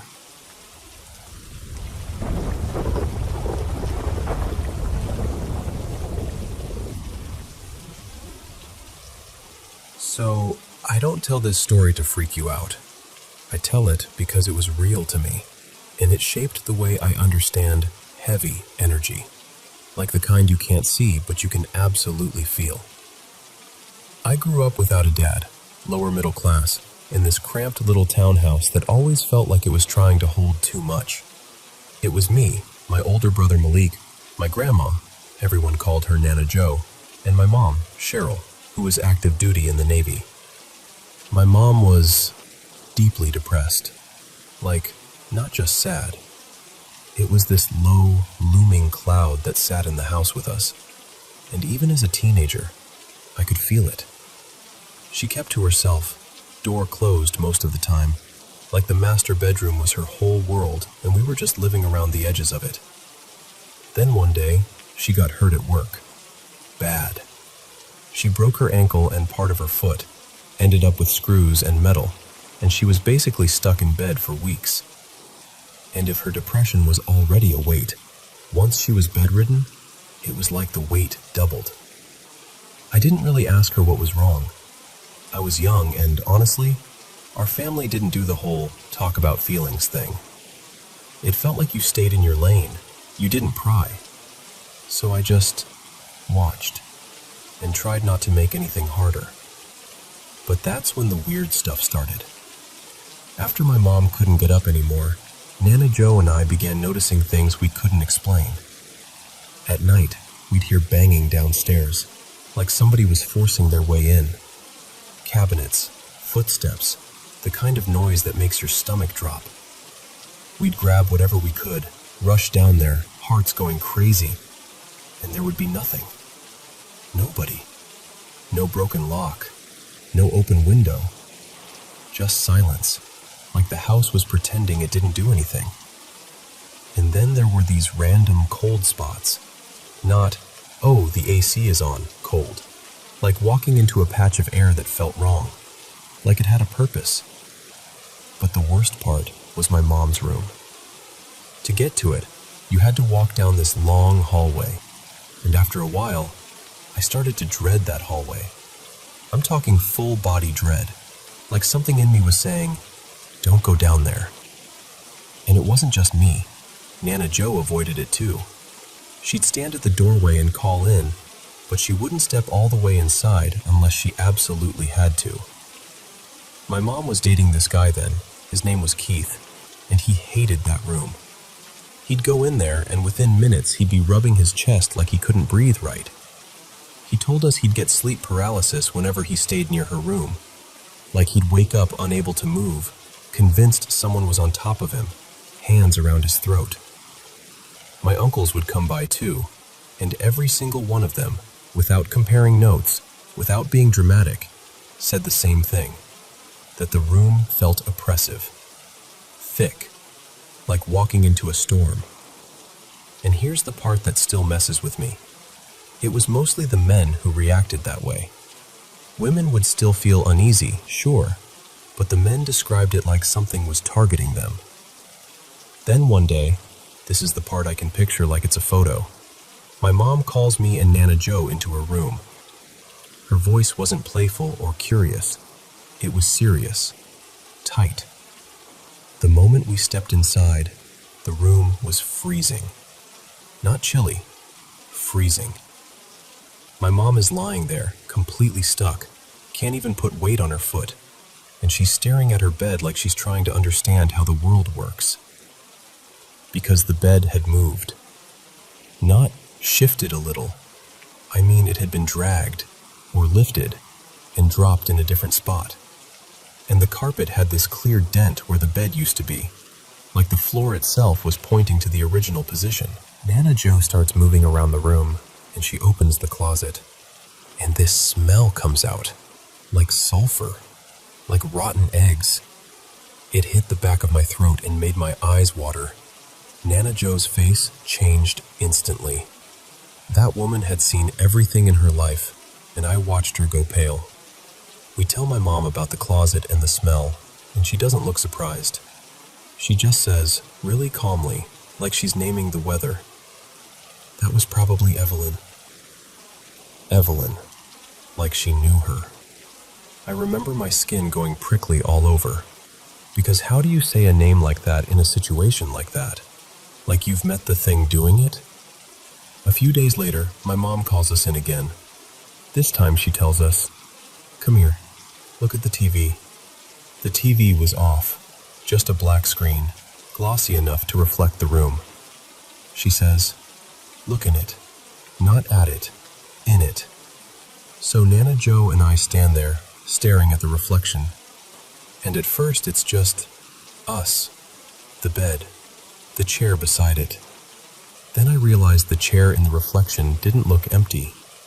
There was someone sitting there, a woman. Not sharp and clear like a normal reflection, but unmistakable. Like a shape that didn't belong, holding its place anyway. She looked like she was wearing this old-fashioned gown.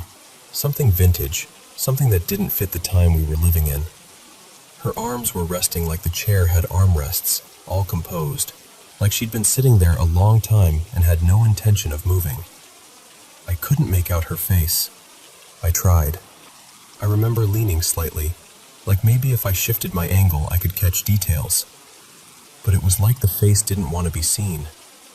In the way she was positioned, she wasn't staring off into space. She was facing us, like she was watching and waiting for us to notice her. I don't even remember anyone speaking.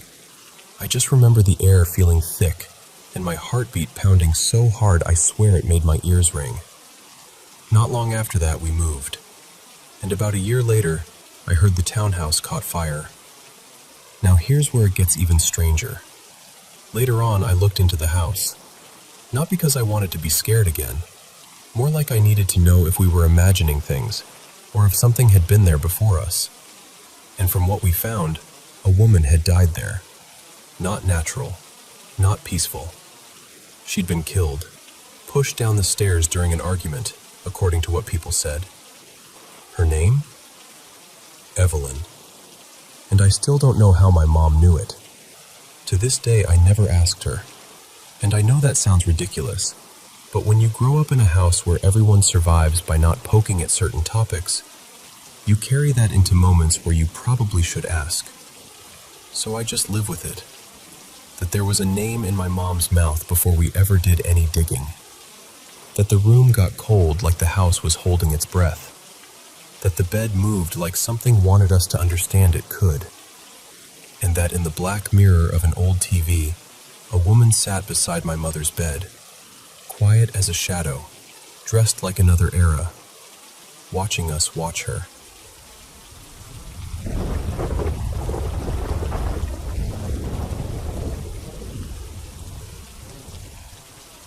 So, my daughter Maisie and I just got back from a trip to rural Virginia, and I'm still trying to fully shake it. We'd booked this little Airbnb for 6 nights, but we left after the 4th day. And I know how that sounds, like, oh, it just wasn't what you expected. But no, this was a deep, stomach-level, something is not right kind of situation. The host, Linda, had that sweet, smiling, bless your heart kind of vibe. like the classic warm southern hospitality. But even on the first night, there was this off note under it. For one thing, the door code was this long string of numbers, not even a pattern, just random. She'd clearly memorized it, but my brain didn't stand a chance. We arrived tired, unloaded the car, and I realized I'd locked us out. So, I had to walk over to Linda's house on the property to ask for the code again. She invites us inside, very friendly, and then she starts asking questions. Where we're from, how long we're staying, what we're doing in town. Normal stuff. Except, she looks right at Maisie and says, real casually, that the questions are for her, and that I should let the little one answer and stay quiet. I remember blinking, like, did I hear that right? And then, on the way back, she tells us we should keep the curtains closed, even though it's safe, because we're 2 girls. Which, okay, but it was this huge private property. No nearby houses, no neighbors peeking through windows, just woods and open land. So it didn't feel protective, it felt pointed. That first night, I wrote it off. We'd been traveling forever, we were exhausted, and I kept hearing this sound in the bedroom, like a big beetle or something with a hard shell smacking into the unit on the wall over and over. Annoying, but I was too tired to care. I went straight to sleep. The second night is when it shifted. We were in bed, the house quiet, and the attached bathroom upstairs started making this faint metallic tink-tink sound, like tapping or something gently rattling. Maisie slept right through it, thankfully, but I laid there wide awake with this creeping anxiety that didn't match the situation. I kept telling myself, you're just overtired, travel jitters, you're being dramatic. But then these little things kept happening. Every time we left the rental and came back, the fan I'd left on was turned off. Every single time. Not unplugged, just switched off. And in the bathroom, there was this small extendable mirror. The only mirror in the place, really. One of those that swivels and tilts. I noticed it kept being angled downward, like aimed at a kid's height. At first, I assumed it was Maisie, but then I tilted it back up one afternoon, walked downstairs to check on her while she colored, came back up not even 10 minutes later, and the mirror was tilted down again. That was when my stomach dropped, because she hadn't even been upstairs. By the third night, I already felt like we were being watched. I didn't say that out loud, because saying it makes you sound like you've lost it, but it was in my bones. Maisie went to take a shower, and she pauses at the bathroom doorway and says, so quietly, like it's obvious, I'm closing the doors so the fireflies can't watch me. And here's the thing, Maisie is glued to me. She's outgoing, fearless, always chatting, always wanting the door cracked so we can talk while she showers. She does not close the door. So when she said that, it hit me like a cold splash.